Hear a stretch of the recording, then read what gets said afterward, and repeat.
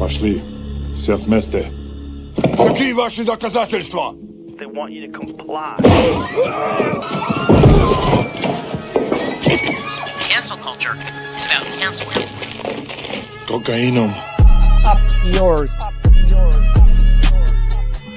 Woke moralists. Up yours. This is systematic bullying that's happening. Woke moralists. Up yours. And they believe that they can then Woke shut us moralists. up. F around and find out. Up yours. Woke moralists. They seem animalistic is what I mean. No, they're worse than animals. The woke mob, they ruin everything. They stop Ben Shapiro from going to events and speaking. They stop Ann Coulter from doing it. I will never surrender even a single inch of ground to a pitchfork mob. You never cave to the mob. We will never bow to the mob. Ever. No matter what. Do you see the final expression of cancel culture in terrorist groups like Up yours. We'll see who cancels who. They want you to comply. Well, look who you're stuck with today, my friends. It is me and only me. I'm assuming. I haven't heard from anybody else. There may be some... Actually, no, that's a lie. Rebecca will be here later. I have heard from her. Haven't heard from anyone else. I'm assuming Matt will pop in at some point, possibly David Dole as well. But you're stuck with me for a while. So that means we can talk about anything that I want to talk about. And, you're in for an amazing show, my friends. We're just going to talk about video games. That's it. I'm just kidding. Hope you're all having a wonderful Thursday. I was going to say Friday. We're not quite there yet, but hopefully you're having a wonderful Thursday. And your week hasn't been too bad. We had some elections take place on Tuesday. I do want to revisit them because we're seeing a glimpse of the way that Republicans are going to attack Francesca Hong's moderate opponent. And unsurprisingly, they're already saying that he is a socialist. So it's a good thing that voters voted for the person who Republicans wouldn't call a socialist, only for them to do exactly that. By the way, in case you haven't noticed, actually you haven't noticed because I don't have a video with this, I did update the book display right here. Let me shift the camera a little bit. So now you can see I've got my Trump dog toy / voodoo doll. I've got the amazing book from Omar El-Akkad. One day everyone will have always been against this. Sorry, let me talk into my mic. Got a little Palestinian flag. We've got Al Sayed's book and One Piece. And I also put a little Luffy figure there too. Are you live and right look now? who just popped in. I am live. How's it going? You too. What is that? What's it called? Show and tell? I was doing show and tell. Yes, I was showing people. I updated my book display and I put a little toy, a little One Piece toy. Oh, sweet! On the Very shelf. Cool. Yeah, I play with it off camera. You know, I'm like, ooh. So maybe just play with the toys on camera until people get here. Where's everybody? I was gonna put on a show for them. I'm not really sure. I was gonna do a puppet show like with Trump and Luffy, and that's how I was gonna entertain them until people showed up. Until like you or Matt saw the stream and you thought I would hope that would so work. Pathetic that you'd be like, okay, I have to jump in and bail him out. I just feel too bad. I have to get in there. It was a guilt trip stream. Yeah, for sure. How are you doing though, David?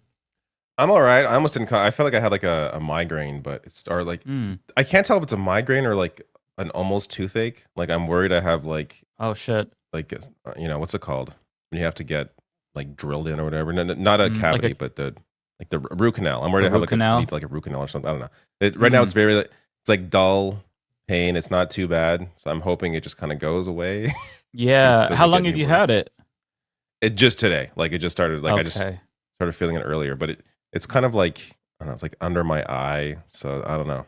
Maybe it'll go. Oh, away. like one of the nerves or something. Yeah, it could just be I had too much coffee or maybe not enough coffee. I don't know. So I had like a half coffee, like so to try to like it doesn't really make any sense. But I figured if I had too much coffee, then I'm not gonna have a full coffee. But if I didn't have enough coffee, then maybe this half of a coffee will will be enough to maybe dull it or something. I don't know. Yeah, But no, I get the it's logic. fine right now. We'll see. Well, I hope that that doesn't turn into a root canal because even though I've never had them, I know that they're not very fun. We'll put it that I've way. never had a cavity before. So You've never had a cavity? No. So the idea of having to have like anything more than that, like a root canal, is a terrifying endeavor. Really? You know what's crazy is I did not visit a dentist for the first time until I was 30 years old. Wow. Did not go a single time as a kid, and predictably, I had a fuck ton of cavity. Well, I had 4, so not too bad. It could have been worse, but Yeah. I had a 10-year break between dentist visits and no cavities. wow. You might just have like the good DNA. I think it's when I was younger, they did forget the name of it, but like something to kind of like harden your molars. Like they put like okay. some substance on your teeth, and it made it so. I think that's what helped to prevent a lot of the potential cavities I maybe would have had. You also but I mean, probably have I fluoride brush in your water. pretty regularly too, so that probably helps. Yeah, you might have fluoride in your water too. I'm assuming you do. Yeah, I think so. Yeah. In Portland, we actually don't have that. So, in grade school, we'd get the little fluoride tablets. But when I was no longer in school, when I was homeschooled, I did not get that. So I think that probably took a toll on my dental health as well. So I would do it for sure. Take your fluoride, kids. Don't listen to RFK Jr. You need that fluoride. It's good for you. You got to protect those teeth. Otherwise, it's not. Yeah. Dentist is like the worst. Like I hate the experience. Even just getting a teeth cleaning. Like I just don't having to have your mouth open for so long, and then like the whole part where you don't want to swallow, so you have to get the saliva sucked out of your mouth. But then yeah, that is the uncomfortable. in between where it's like, I think there's too much saliva here. Can you please suck this out? But you can't really talk, and it's just I don't know. It's also really uncomfortable, and I always feel really bad because if you're a dental, and I've talked to my niece about this, who was a dental hygienist before, and I'm like, is it just gross being in people's mouths, or do you get used to it? She's like, no, you don't get used to it. It's disgusting forever. And, hearing her experience really made me feel bad because even though it's something we all have to do, we have to go to the dentist, we need to get regular cleanings, just knowing that somebody has to, stand there all day and dig around in people's mouths, I really feel bad for them. I pity them. I hope that they're getting a lot of money, whatever it is. It's not enough because that is something that I don't know that I would be able to do. Just being up in people's shit all day, every day. That's crazy. I'm sure there are like whenever I go to the dentist, I always make sure I'm like flossing beforehand, brushing beforehand. But there are people out there who haven't flossed or brushed in days and show up at the dentist. And they're like, here. Oh, yeah. They show up after they ate like fish and fucking haven't brushed in 2 weeks. And there's apparently a lot of people that do that. It's not super common, according to like my former dental hygienist niece. Okay, but it does happen more than you would think. Some people just have no shame, apparently. Yeah, a lot of people have no shame.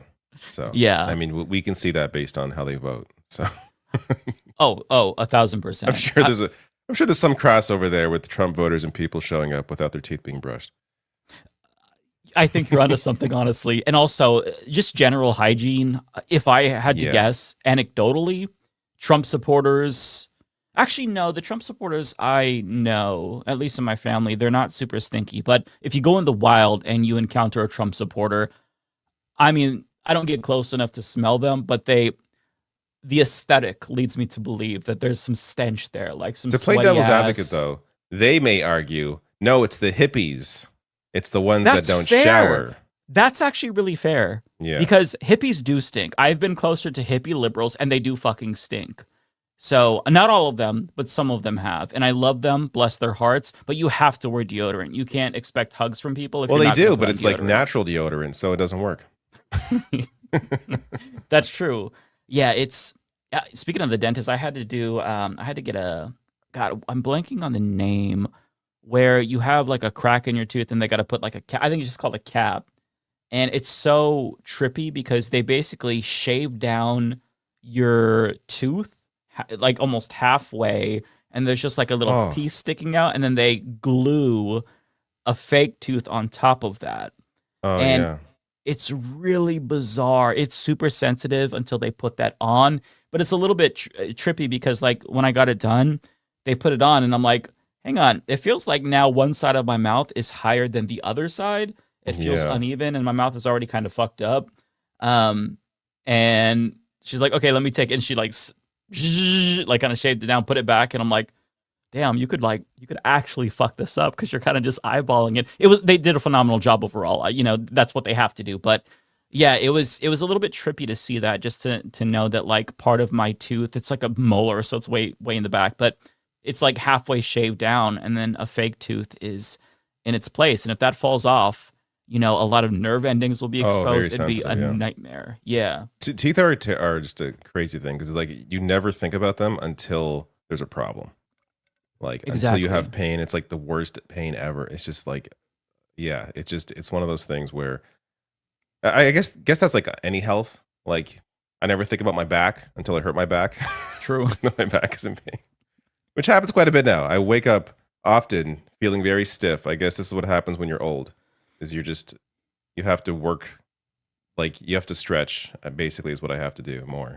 You really do have to stretch. I hate that. I hate that now. I can't do physical activity unless I stretch. I mean, I don't stretch, but I need to stretch. Otherwise, I could hurt myself. Working out. I hurt. The only reason I've ever stopped working out is because I hurt myself, and like it's it happens. I can't get back into working out consistently now because like I'll go like a week and then I wake up and it's like, oh, I hurt my back.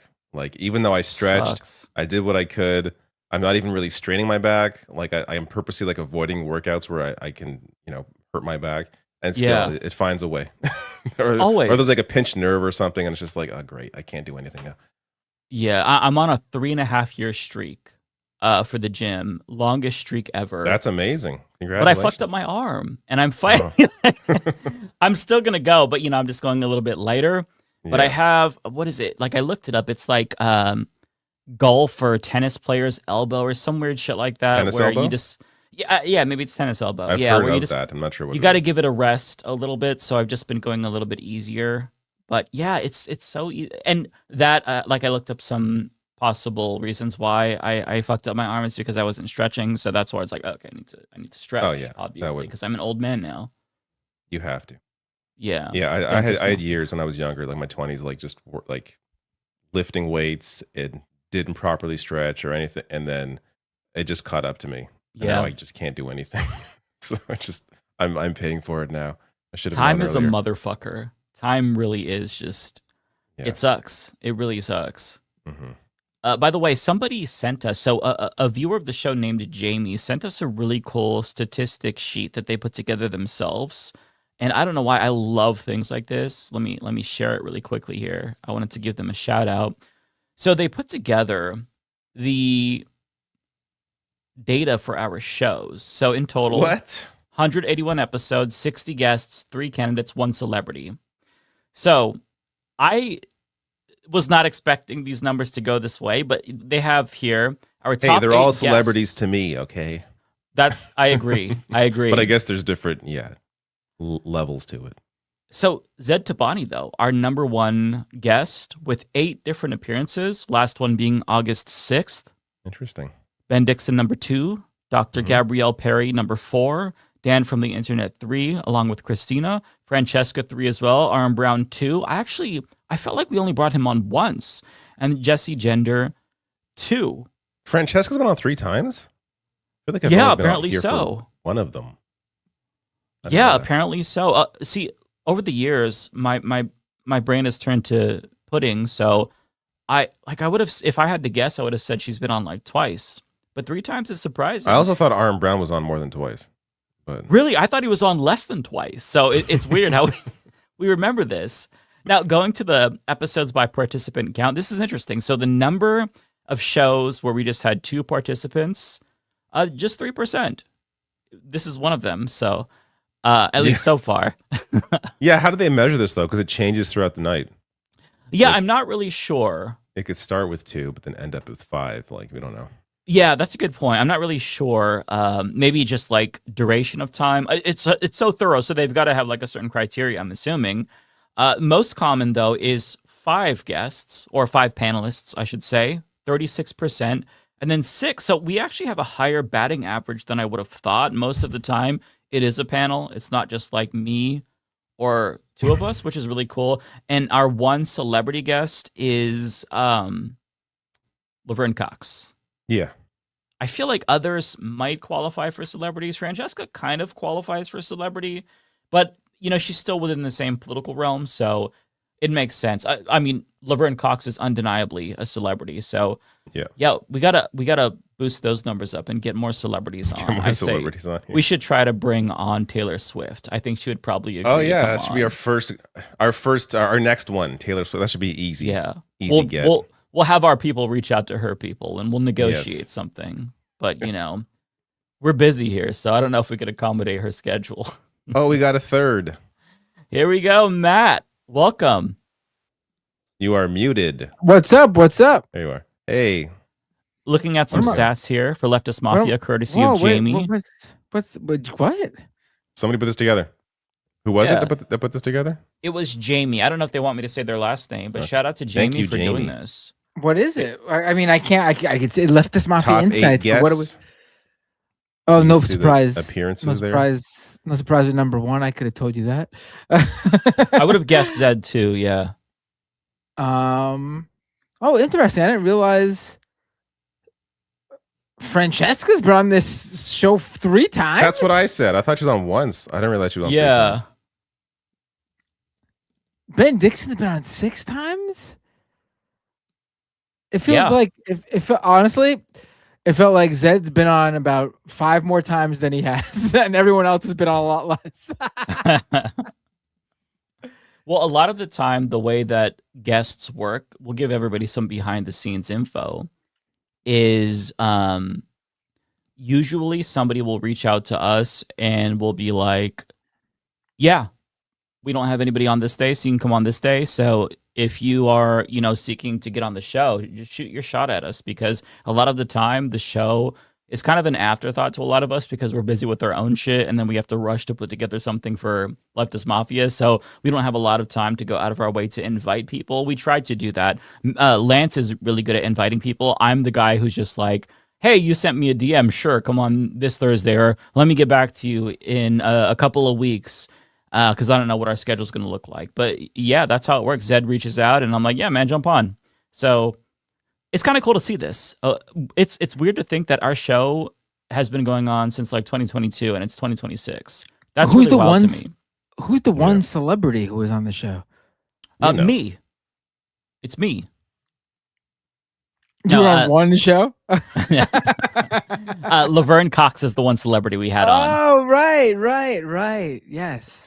Yeah. She would be a celebrity, correct. The only celebrity, right. But I was like for a second, I was like, wait a minute. We had a celebrity on this show?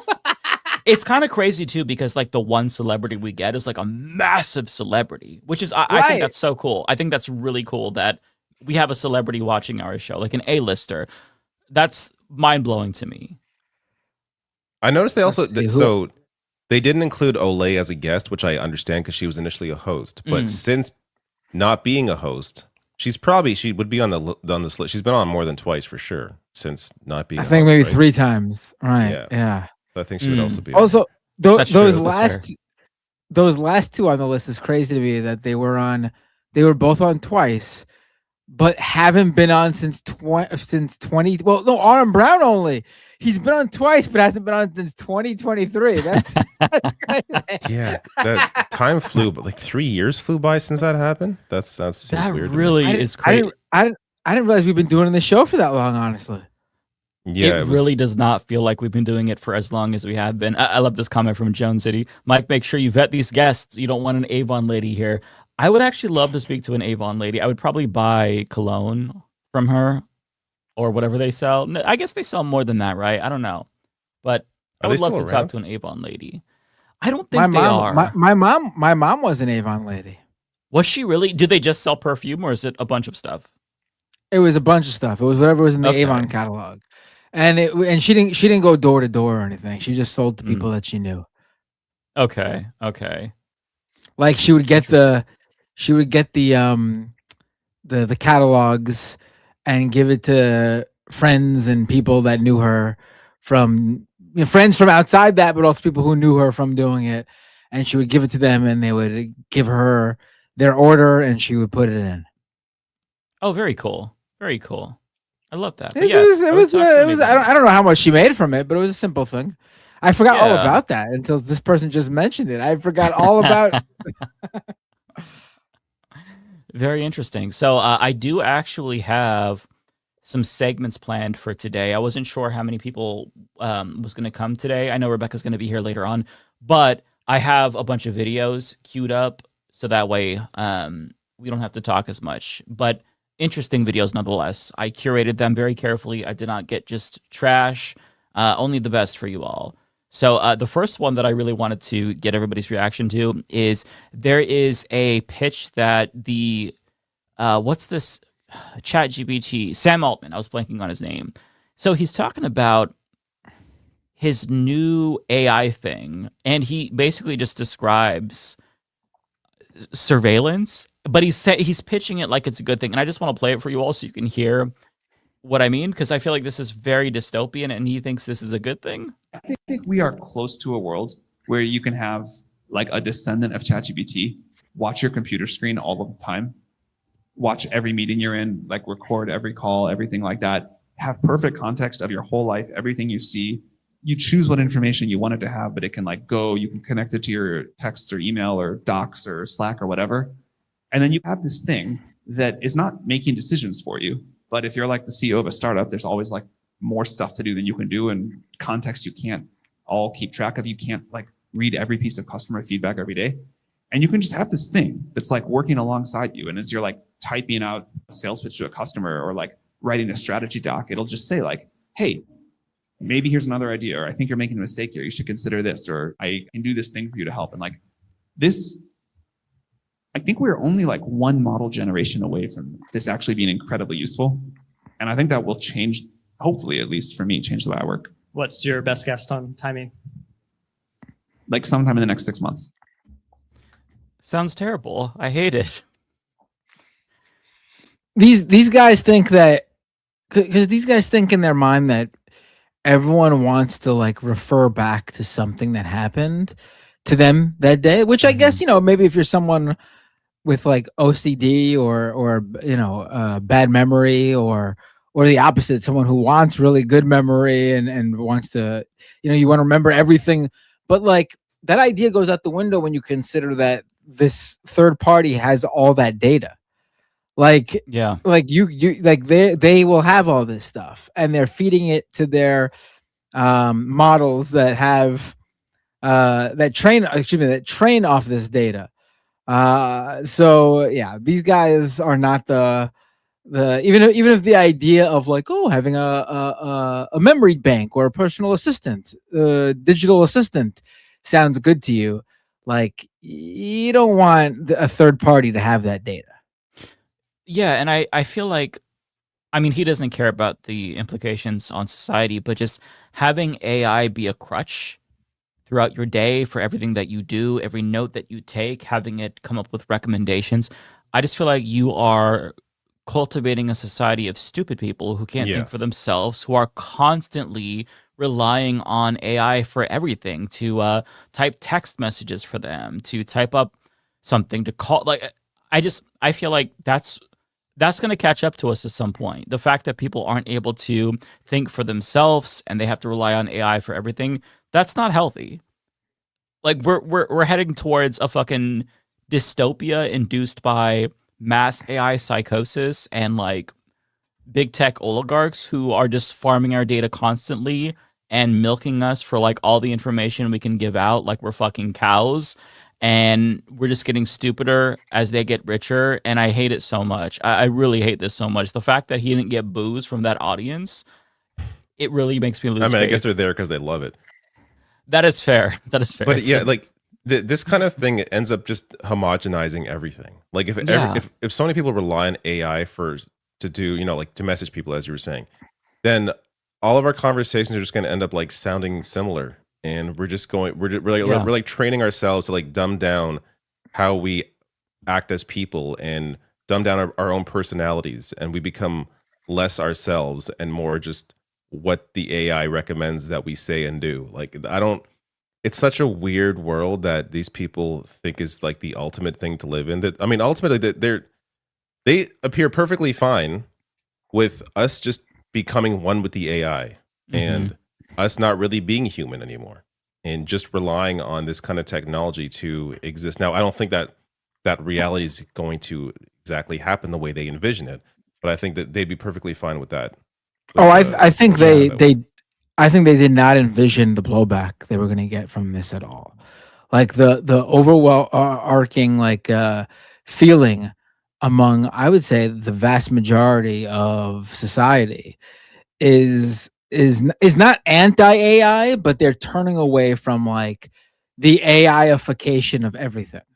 Like they did not foresee like AI generated like photos and videos being called slop, and like people literally like boycotting any product that uses AI imagery or video or anything like that. I think they thought people would want this stuff. And and that's why they have to have it toggled on automatic. Like Twitch this week, I had to go on my Twitch settings and turn off the AI learning thing because Twitch this week turned on automatically for every account. It's going to start taking everyone's data and using it for whatever AI model they have. So and the guy literally says in a video, he's being asked like, why is it opt in, and like why is it automatically turned on instead of you having to opt out or opt in? And he said because people wouldn't turn it on if it was automatically turned off. Like, yeah, exactly. Like you're just admitting nobody wants this shit, so you're forcing it on everybody until they have to go into their settings and purposely turn it off. Oh my God. And like, think about what this would do. To go back to your point, David, like we're making dead internet theory real life. Like we're physically manifesting it, because if David sends me a text and it's like, okay, I have to think of a response to this because he's asking me a question. Let me just outsource my brain to ChatGPT. And then I send him that message. He sends me a message and he's like, you know what? Let me actually outsource the ChatGPT. We just have like AI chatbots talking to each other.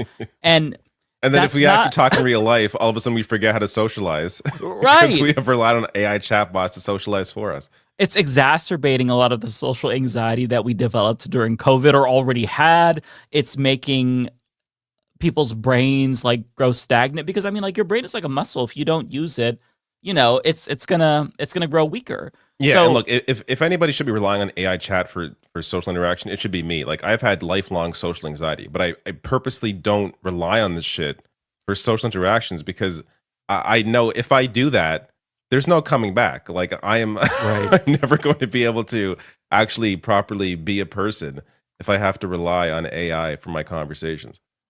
Yeah, it really strips us of our individuality and our humanity. And I also feel like it's very disrespectful. Like if somebody sends me a text message and they're asking me something, I think they deserve more than some pre-generated response. Even like, you know, if you get a text on your Apple Watch and you're driving, I very rarely will respond with like the, oh, thanks or something. Like we just tap like the responses that it tries to generate for you, because it feels so cold and disrespectful. And we already have distanced ourselves, you know, through social media and whatnot. So it's already like we all feel isolated, like we're all in our own little bubbles. But this is just making it exponentially worse. And I hate it so much. Another thing that another problem that I have with AI is there's this big critique about things that are AI seemingly, but they're not. Like, you know, somebody releases a video game and it's like, oh, this art is bad. It looks like AI slop. Part of me, I've never used ChatGPT, but constantly I felt self-conscious about whether or not I'm talking like ChatGPT, because people will say, oh, well, you know, it has quirks where it does certain things. So the first one was the M dash. Remember how people were saying that, you know, it was probably training off millennials who use M dashes a lot because they're college educated, yada, yada, yada. And so I stopped using M dashes as much because I didn't want people to think that AI was writing my scripts. And now I saw a video from Cavernacle, shout out to him. He talked about how leftist creators, there's one in particular that's probably using AI. And he was like, the reason why I think they're using AI is because they keep saying the phrase, it's not just X, it's Y. And I'm like, I say that. That's how I've written every college paper saying that I speak like that, and I'm not. I have no idea if he was referring to me. I should ask him. I don't think so. But I have a very unique speaking style too. My speaking style is overly superfluous. I put a lot of like ly words in front of everything I say. I don't know. That's just the way I talk. But it still made me self-conscious to think that wait, like, are these little vocal tics that I have, things that certain phrases, is that like an AI thing? Will people think that I'm having AI, you write my video scripts? I don't know because it's hard to say because AI's gotten to the point where you can sense that something is AI, but you don't know for sure. With videos, it makes it's a little people easier. like hypersensitive, and then begin seeing things where maybe there isn't any reason to question it, but because we are so used to seeing it, then we think maybe this is AI. I mean, like Right. there's definitely stuff where I've come across videos and images or whatever where I'm like, is this real? Like so I have to I'm at a point now where I'm looking things up. Did this actually happen? Is this a real photo? Like it doesn't happen that often, but occasionally there's something where it's like on the cusp, like this is believable, but it seems a little too ridiculous to think this is real. Right. And one thing about AI is that it's just ugly. Yes. There's a particular genre of YouTube thumbnails that I don't know if it's through YouTube's. I've never used it. It's through YouTube's AI generator or some AI thumbnail generator. Do they have one to generate thumbnails? I mean, thumbnails? if you go over to like upload a thumbnail, there'll be like a little generate or AI option. I've never used it. Oh, I always thought that was just like it picked a shot out of your video or something. Oh, it might. I could be wrong. I haven't used it either, so I don't know. Oh, okay. I could be wrong. But anyways, they're all using the same program because there's this font that I keep seeing. It's the same type of font, and it's like big red words in one font and then in another, and it's very like distinctly AI. You know what it is. And also it's a very busy thumbnail and very like, it looks like the old thumbnails that people worked really hard on, but you could tell that it's AI because they all have the same feel, and it looks like shit to me. I think that just my basic thumbnails and like the thumbnails you use, David, where we just have like words and a picture, is so much better and readable. I actively avoid videos on YouTube where they use an AI generated thumbnail. Because I'm like, if they're going to rely on AI for their thumbnail, why would I even bother to trust their content? Like, you know what I mean? Like, I don't need. It's not hard to make just a lot of thumbnails. Like my thumbnails are not good in the sense that like they didn't take a lot of work. It's more about like what words are on them and how I position the images and what images I choose to put there. Like there's definitely a thought process. Like some thumbnails will take me like an hour, but it's more about thinking what is a good way to frame this video in a way that is honest about what the video is, but is also eye-catching in a way that people may click on it. Or oftentimes I rely on humor. Like I'll try to do a thumbnail that looks kind of like humorous. Like today I did a video on Doug Ford. Though the video is doing terribly, so maybe it didn't work. But I did a video from today too, David. Doug Ford was his government was caught like spying on a former liberal leader while she was on a Jamaican vacation. So it's just like I have one video, one image is just like Doug Ford like on the phone where you can't really tell. So maybe that's why the thumbnail sucks. But he's looking out a window basically, and the other side is just her looking disgusted. And that's like it's silly and it's dumb, but like I thought it was a funny little thumbnail. And I feel like when I see people do an honest thumbnail that it may not be an incredible Photoshop or anything, but it's just this is what the content is, and there's you could tell they made it themselves. There's some real there's soul in that. Yeah, like, you made something, and now if I'm into the content of the video, I'll click on the video and watch it. But it's if you relying on AI for your thumbnail, you're probably relying on AI for your scripts, if you're doing scripts or whatever. So it's just it leads to me just not trusting the content and just thinking that you're really just putting videos out to get clicks and not really to try to inform or entertain. Yeah, if you can't take the extra 20, 30 minutes to make a thumbnail yourself, then that tells me the video is going to be lazy too. You're just shitting out content. So why would I even bother? I have the same visceral response that you have, David, where it's like if I see AI in the thumbnail, I'm turned off by it. Because just take the time to put together something that tells us you care about the video. If you are putting out content that is so low effort that you can't even be bothered to make a thumbnail, then fuck you. I mean, to be fair, a lot of people feel like they don't have the skills because it takes time to learn how to use Photoshop or an editing program. But listen, we all have to learn, and that's what makes it so much more meaningful and better. Like, you develop a skill over time, and like David, my thumbnails aren't super like flashy or anything like that, but it's really about the meaning you convey and the message you want to send to people. And it just, when you just put this big AI like text on it with like some politician crying, like a lot of people like the anti-Trump slop channels will just have like different AI generated pictures of Trump crying. It screams laziness to me. Yeah, I'd rather just see a real photo of Trump and just like one that you thought captured what you have in the video about him than you generating a fake AI image of Trump. Like, it's just so gross to me. You can even take the time if you want to put fake tears over him. I have like a whole folder of different shit like that. Yeah, that's creative. That's different. That's fine. But to generate the whole image, like this image that never existed through AI, like, I just think it's lazy and it's just weird. Yeah. And it's like, when I see a picture of Trump in the thumbnail where he's crying and he's like in a diaper and it's all shitty, I just think, bro, this is for boomers. This is not for us. This is like boomer slop. Like, this is not for our generation. Who's this supposed to appeal to? And I'm not calling out anybody in particular. It's just the general observation that I've seen with the growing ubiquity of AI. I fucking hate it. It's so awful. And I'm honestly a little bit authoritarian when it comes to this. I'm straight up in favor of banning generative AI 100%. I can't stand this shit. I'm sick of it. Also, if you can't make a thumbnail, just take a screenshot from your video. Like, just use whatever, YouTube suggests, like a few shots from the video when you upload it. If you don't have a thumbnail, that's fine. Like, right. I'll use, when I do like in the rare cases, I do like a live stream or I do, some kind of on the spot video. I typically don't do a thumbnail afterwards. I'll just use a screenshot from the video, and that's, I don't know. It's just more honest. No, 100%. I've become so negatively polarized against AI that I would rather watch a video of some newbie who like put up a thumbnail where they don't know the dimensions of the thumbnail. So it's like an image that's stretched all the way across. I'd rather click on that.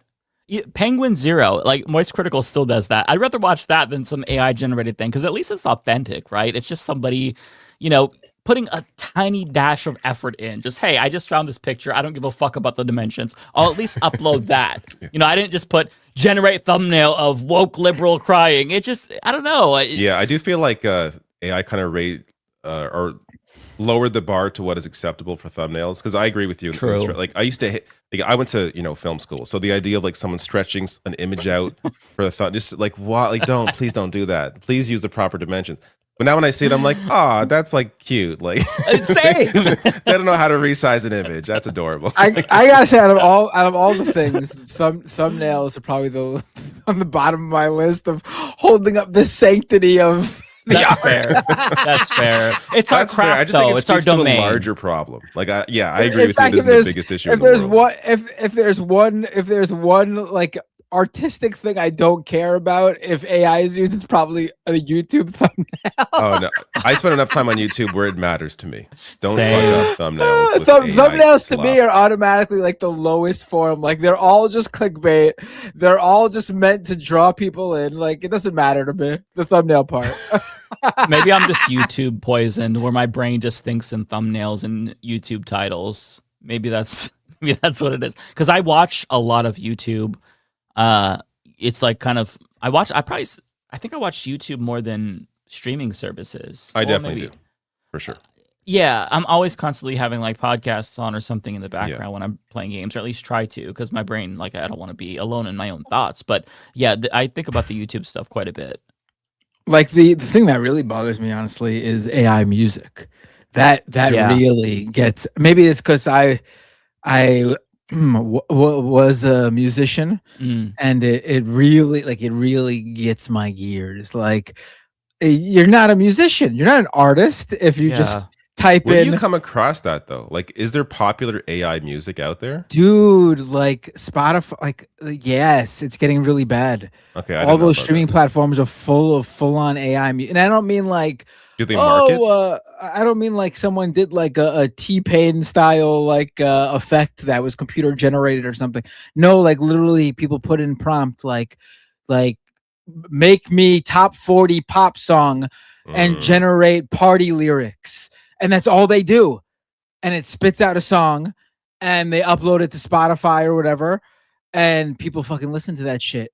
And it gets tons of streams on Spotify and people get paid for that. Okay, yeah, that's fucked up. Does Spotify mark it as this is AI content or no? They just started labeling it because people were complaining. They just started labeling it. Well, that's that. Hopefully they continue. And like to me, it's the most gross, honestly, because like, and I don't well, not most gross. It's up there with like video, like at least like with no, I don't want to say this in a way that demeans it, but I mean like okay, with an AI generated photo that's not hyper realistic, that like is meant to look like a cartoon or whatever. Yeah. I hate it. I hate it. But at least you're not looking at something that should have been real. Like it's a cartoon image. Mm-hmm. Like you're listening to AI music that has a human voice and it's used someone else's voice or a hodgepodge of voices to generate this human voice. And I just think it's gross. It's theft. I mean, there's lots of AI YouTube channels as well that have like AI content. And I mean, I pick it up immediately, but I guess there are people out there who don't realize what they're watching or listening to is just some AI slop put together and turned into like a podcast or like a breakdown of some topic. Yeah. And yeah, there's lots of that out there. I agree wholeheartedly with both of what you're saying, although I will admit I do enjoy the Iran AI songs. But that's the one exception. Oh, listen, every now and then, like, I guess, like, used for the case of a meme where the point of the meme is that it is AI slop. I guess that's not so bad. Yeah. If it's, I mean, I still don't really like it, but if the point of it is that it's not real, it's AI, then I understand. Yeah. Somebody says they've perfected the slop. Fuser says this. Yeah, and I mean, like, they have much, much worse water problems than we do. So if they're okay using the resources for that, if they think the propaganda is worthwhile, then you go for it. But I mean, they're tapping into some good shit there. It's the only slop that I like. Maybe it's also because, they're making fun of Donald Trump, and I don't like Donald Trump. I don't know, but yeah. AI also you could usually tell an AI song too based on the lyrics. Like they think everything, they think like the AI generators think like the lyrics all need to like rhyme like a storybook rhyme. It's so bad. Like it's really bad. I haven't listened to enough to notice the little quirks like of AI songs in particular. I avoid it. Well, so I did have other stuff to get to. So, as you all know, there was the Francesca Hung election in Wisconsin. She unfortunately lost. But we're getting some additional details about why she lost. I know that a lot of people cited her lack of ads, which is a big thing. Another was the Thanksgiving tweet. And I'll kind of go through this, but I'm sure you both would be surprised to learn that her opponent, the moderate Democrat, David Crowley, the Republicans are calling him a socialist, surprisingly. So that is their main attack, seemingly, so far. So I have a couple of attacks that I'll play of him by the Republican opponent, Tom Tiffany, who, by the way, if you've ever listened to this guy talk, he is the least charismatic Republican I think I've ever heard speak. He is just, it's like listening to paint dry. It's really bad. It's almost shocking. But the first thing that I wanted to share here is, so somebody talked to a voter. Hang on, I gotta add that to stage. There we go. About why they were leaning towards Hung and then ended up breaking for Crowley. And they say, this is a report from the Bulwark. You're going to be shocked, David. Oh, my God. Chris said before we even get to that, I fucking told people when that shit was going around on Twitter that day, I'm like, you don't have, it was all the fucking leftists like retweeting it out. I'm like, it's a bad answer. You don't have to prop something up that really isn't anything. And it became this massive thing. Like, it's just so stupid. Anyway, sorry. Go ahead. No, it's just a really quick sentence here. You're right. Chris said he ended up voting for Crowley, saying that Hong's media appearances and comments on holidays would not fly anywhere and didn't sit right with me personally. And I would love to talk to this particular individual who's like, yeah, I'm going to vote for her. I like what she's saying. Moratorium on data centers. And then he hears her talk about Thanksgiving and he's like, you know what? Fuck that. Bring in the data centers. I can't tolerate the talk about Thanksgiving in this way. It's just too offensive. Like, what? What? You deserve data centers now. I hope they put it in your backyard, buddy. Like, what the fuck is wrong with you? Like, this is insane. And maybe I'm so, I mean, it's not just me, but maybe I feel so strongly about it because in Oregon, we have like the 5th highest number of data centers throughout the country. And you cannot drive anywhere without seeing a motherfucking data center. It is an eyesore. They're everywhere. Nobody likes them. I don't care if you're a Democrat or Republican. I have literally only seen one Oregonian defend data centers. And it's some boomer Republican on Facebook who's like, well, but China's going to win. And that's in reaction to a news story about our governor finally getting bullied into pausing one data center. And it's shocking to me that this was not alone a motivating factor for voters because her opponent, the guy who won, David Crowley, is saying he does not support a moratorium.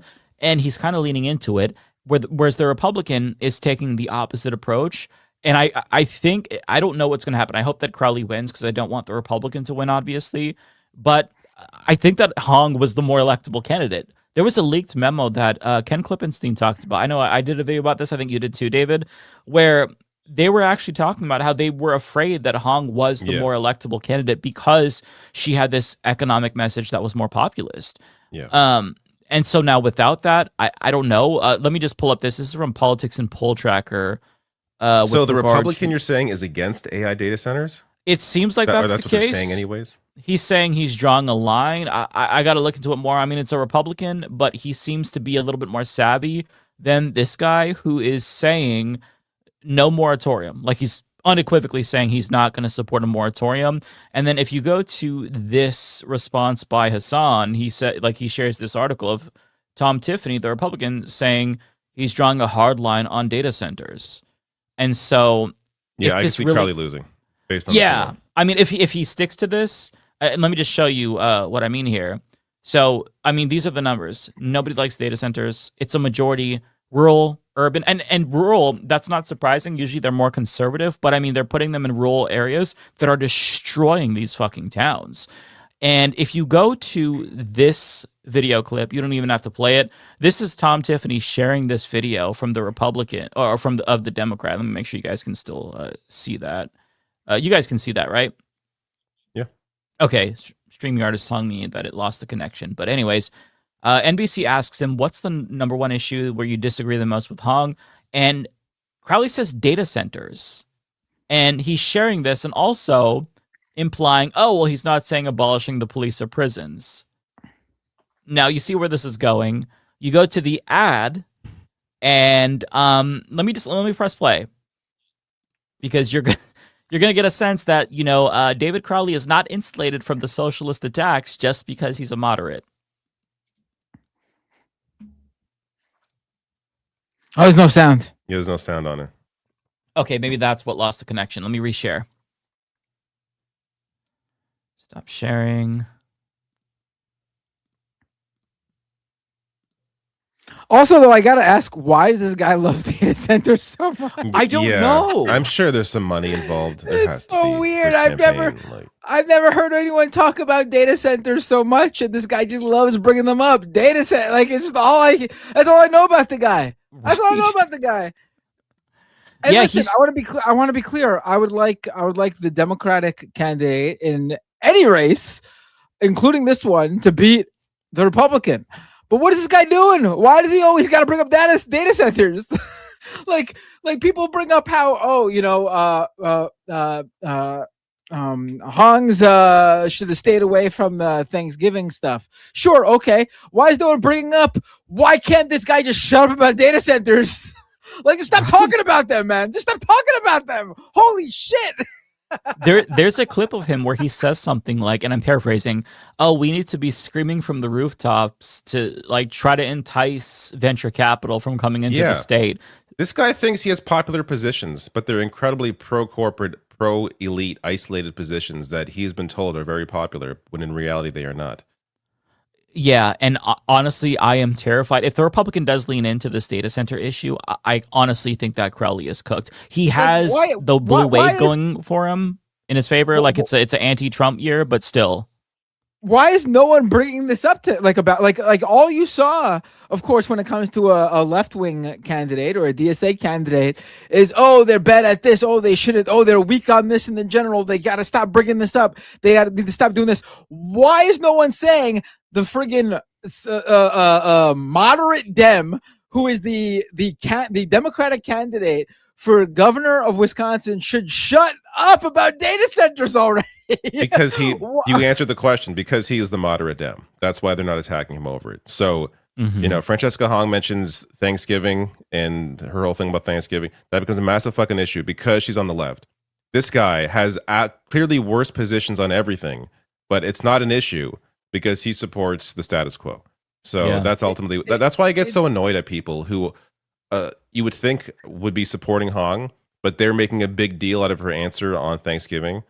Whereas you didn't have to bring it up at all. You could have ignored the clip. You could have never acknowledged it, never said anything. But every fucking account on the internet bringing this shit up as if it's the biggest deal in the fucking world while ignoring Crowley. It is amazing to me, like in general, how so much of this is just like, hire a good communications person. Holy shit. Like, like, why is no one saying like, listen, first of all, he should have a better position on it. Obviously, that's the main thing. But I'm even coming from a place where if the guy talks up data centers so much, clearly he's not going to change his mind. So at the very least, why are you still constantly talking about it? I feel like the only explanation that I can think of, there's no way he is just a fan of data centers. It's got to be him sending the bat signal to big tech saying, hey, bankroll me, I'll be your guy, I'll open us up, you can bring in as many data centers as you want, all fucking sites are up for sale, you name it, I'm your guy. That's the only thing I could think of. And it's a very, very weird position though to take, because I can't think of any issue that so roundly has united people from across the ideological spectrum than like, we don't want a data center being built here. I don't know anyone who is pro build a data center in my town. No, it's like an 80-20 issue. And now that so many people are immobilized against it, it doesn't matter where you go, rural towns, like people are showing up to town halls and they are berating city councilors and mayors for daring to put data centers in their backyards, because even though they would love the economic development, they don't want to live next to these fucking things. And it's going to invite so much blowback. And I don't know what to say. If the Republican in this race leads into that, it's game, set, match. Here's the ad, by the way, from the Republican. He's a Republican, but this ad, I think, could land because he's trying to at least feign populism. He's trying to have a message other than like, hey, let's put immigrants into fucking gas chambers. I'll just play it though so you can see it. Failed executive David Crowley spent recklessly, botched health insurance for thousands, raised property and sales taxes. Even David Crowley says there's no. Oh boy, this video is not playing very good, Mike. It's not. Okay, well, no. I'll go ahead. Is the audio fucked up too? That's the guy. That's the guy you're gonna lose to if you keep talking data centers. That's the guy. I'll play it through mine. All right. Yeah. I'm not sure why it's not playing, but I'll send it to David. I just want you all to hear this guy talk also, because it's like fucking the blandest personality ever. He has no sauce. And people have to understand too, like when we're talking data centers, like the reason this is a big issue now is because the data centers are specifically to deal with AI compute resources. Like this isn't like a data center because like, oh, I like my social media and they need somewhere to store everything and they need the servers to be. No. That's not. When we're talking building all these data centers, these companies are doing it specifically for AI in mind.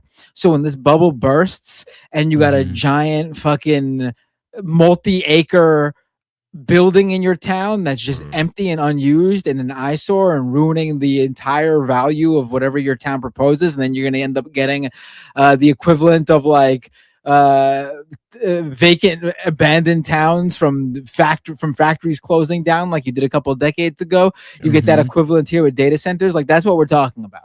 Yep. Like these are data centers specifically for AI compute, AI processing. And that's what you're going to ruin your town with, these short-term gains from tech companies who will leave you high and dry when the bubble bursts. Failed executive David Crowley spent recklessly, botched health insurance for thousands, raised property and sales taxes. Even David Crowley says there's no real difference between him and socialists. Jeez, that's crazy. I'm Tom Tiffany. My common sense plan, supporting law enforcement, cutting your taxes, and raising academic achievement. Kids who can read, a home you can own, and a community that's safe. Now that's how we move Wisconsin forward together. Failed Yeah, that's a good ad for him. As far as Republican standards, you know, it could be worse.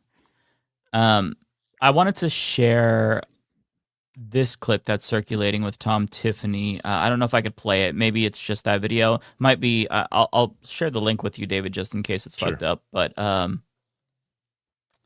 it is a Republican sharing the clip calling David Crowley a socialist. Because of course they were gonna fucking do that. I mean, before anybody knew what the DSA was, Republicans were calling Obama a communist. So the fact that they think that that's not going to be the case now, it's so funny to me. And I think they know, right?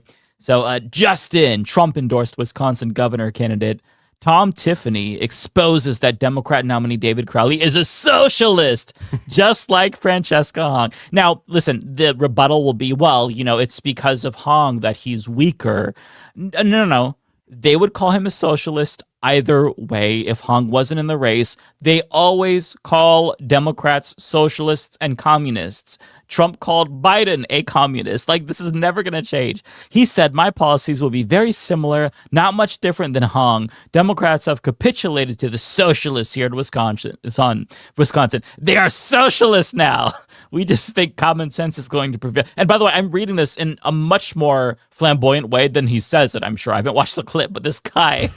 he has no juice. We just think common sense is going to prevail. And I think it's a bipartisan issue that people want lower property taxes. They want utility bills kept under control. Those things that are all about affordability.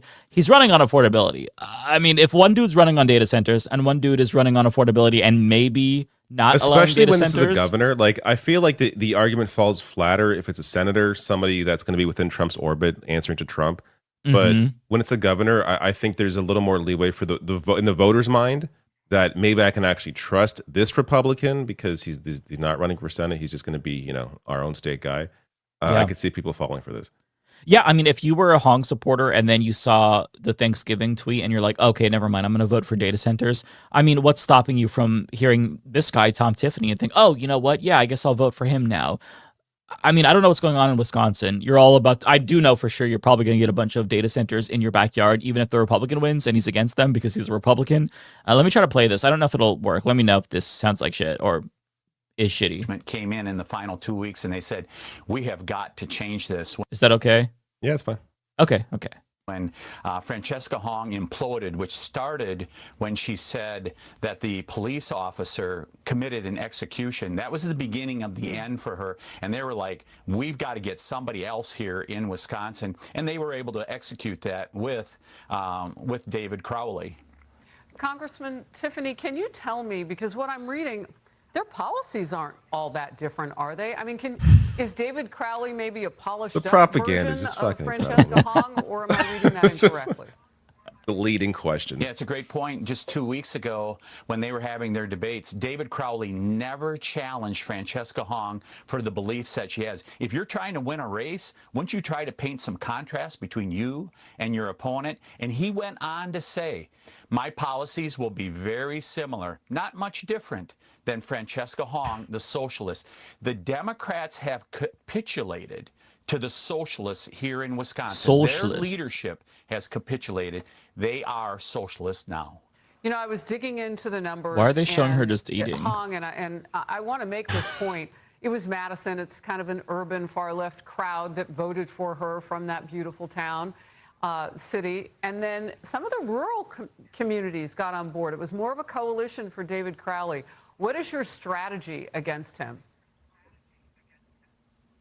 Oh, our strategy is the same since we started nearly a year ago, Harris. It's a 72-county strategy. There's been a few times we Republicans haven't been as vigorous in places like Dane County, which is Madison. Mm-hmm. We are competing in every corner of the state because we just think common sense is going to prevail. And I think it's a bipartisan issue that people want lower property taxes. They want their utility bills kept under control, those things that are all about affordability. That's not a partisan issue, and we think we're going to have people that are going to join us in that effort here. I've just got to say, Americans care a lot about property taxes. They will not shut the fuck up about property taxes. They will defund every school in America if their property taxes is like 5 cents lower. So, I again, like, I hope Crowley wins. I really do. But he's got to make a pivot to the left if he wants to win. I know that that goes against conventional wisdom. You're not going wisdom. to appeal to Republicans who are going to vote for the Republican. Like, right. He has to appeal to a base that would otherwise not come out for anybody. Like, That's the biggest issue that he has, is that young people are just not going to vote for him. And people that are disillusioned with both parties are just not going to vote for anybody. And it's going to hurt him more than the Republican. Like that's always going to be the issue. That's why left-wing candidates are always more electable. The issue is always the primary for them because they have to win the Democratic base, which up until really this year hasn't really been able to happen in any kind of consistent way. Now you're actually finally seeing some pushback with, like, Abdul Al-Sayed and good candidates being able to win. But historically, the issue has always been the primary because in the general, left-wing candidates are able to get out young people and are able to get out more left-leaning independents who otherwise just wouldn't vote. Mm-hmm. Yeah, it'll be interesting to see what happens. Again, I think that David Crowley has the fact that it is a anti-Trump, anti-Republican year where people are very mobilized to get out and vote against Republicans. But I think he really does has his work cut out for him. But again, I don't know. I mean, it's America. A Thanksgiving tweet can sway these people, so anything can happen. I mean, I don't know. It's hard to predict what people in America are going to do because they're stupid and they're easily swayed. I just don't get how Americans can be sitting right now experiencing the worst affordability crisis of their lifetimes and still considering voting for Republicans. When you are living under Republican rule. The reason why your life sucks and why you can't afford anything is because of right-wing policy. You are living it right now. Why would you be afraid of socialists when it is the opposite of what you're experiencing right now? You should be like, yes, good, something completely different. That sounds good to me because right now everything sucks. Why would I want to vote for the status quo when everything is garbage? Like, why don't people see this? Why don't people understand? It's so obvious to me. Of course you want something different. Now is the time to vote for something different. How stupid do you have to be to continue considering voting Republican? I think it's some people don't care. Some people don't care about giving pain to themselves, even if it means owning the libs or hating the other. I mean, still, they can't afford their fucking rent or gas or groceries. I wish that wasn't the case, but yes, some people are psychotic. I mean, listen, I walk off the fucking ledge because it's over. Like you can't continue existing being so fucking stupid. It's enough. It's enough for you people. David, I mentioned before, I don't know if you heard how I have one MAGA family member. I don't know why they voted for Trump. This is a close family member. I don't know why they voted for Trump. I haven't talked to them since because I don't talk to Trump supporters, even if they're family. I suspect that they voted for Donald Trump because they wanted to fuck over trans people. We have a trans family member that they rejected. But even after finding out that they are going to lose their Medicaid because of Trump's big bullshit bill, still completely support him completely back him no matter what. Blame Biden for everything. Even the Epstein pedophilia, just fake news. Just in one ear, out the other. These people. That's a cult. That's cult. It's a cult, and you also can't help those people. It's stupid, but it's stupidity for sure. And also, they just don't want to admit that they're ever wrong, because if they admit that, oh, okay, I fucked up by supporting this person, and by the way, the person who I don't even think they voted. I just think they love Trump, but they didn't even get off their asses to vote for him, which is funny. But it's like I'll take the hit, and I'll go ahead and be more poor just to fuck over, people I don't like. Although I don't think that a lot of them have even connected those dots. I don't think they're smart enough. It's like, wow, I hope that, my Medicaid doesn't get fucked over by Donald Trump's big bullshit bill. But if it does, I guess I'll just have to blame Biden. Like, it's that level of thinking, and they don't view that as a contradiction. It's just, I don't think that they think. Like, a lot of these people, I don't even think they have fucking internal monologues. I think that they're just drones. So they're soulless. They're just almost NPCs. Sociopaths. They have nothing. Yeah. They're Yes. just empty skulls. They're just fucking. They're bags of meat, barely sentient. They're just meat bags walking around. You can have a fucking more comprehensive conversation with the NPC in Oblivion than any Trump supporter. It truly is useless. It's useless to talk to them, because these people, they just are on a different plane. I've gone into arguments with some of my Trump supporting family members, and you can find a little bit of like anti-establishment rationale within them. But within 5 to 10 minutes, you're talking about the apocalypse and how Jesus is going to come back and smite all the immigrants or some shit like that. You cannot talk to these people. And I've been trying to stress this to a lot of liberals. And I think most liberals get this now. But back in 2016, around 2020, people were under this impression that you can get through to these people somehow. And unfortunately, you can't. You really have to cut your losses with most of them. I think that there's a path back to rationality, maybe for some of them, if they're able to educate themselves and get therapy and rehabilitate themselves. But it takes a lot, because like, even if you like, I'm working on a video about regretful Trump voters and a support group that keeps getting trolled. But like, a common theme after watching a bunch of videos and reading a bunch of like shit from regretful Trump supporters is that, they did not turn on him until something he did personally affected them. We all know that this is the case for them. So if the underlying stupidity that made you gravitate towards Trump, if the lack of empathy that, made you a Trump supporter in the first place is still in you, then that's not going to change just because Donald Trump, pissed you off. You're going to gravitate towards the next politician who's going to be equally cruel, so long as you think there's going to be some gain for yourself. So I don't know how you fix this problem. It's not just the Trump problem. It's an America problem. I mean, you go back to before I was born, motherfuckers voted for Reagan, running on selfishness and corporatism.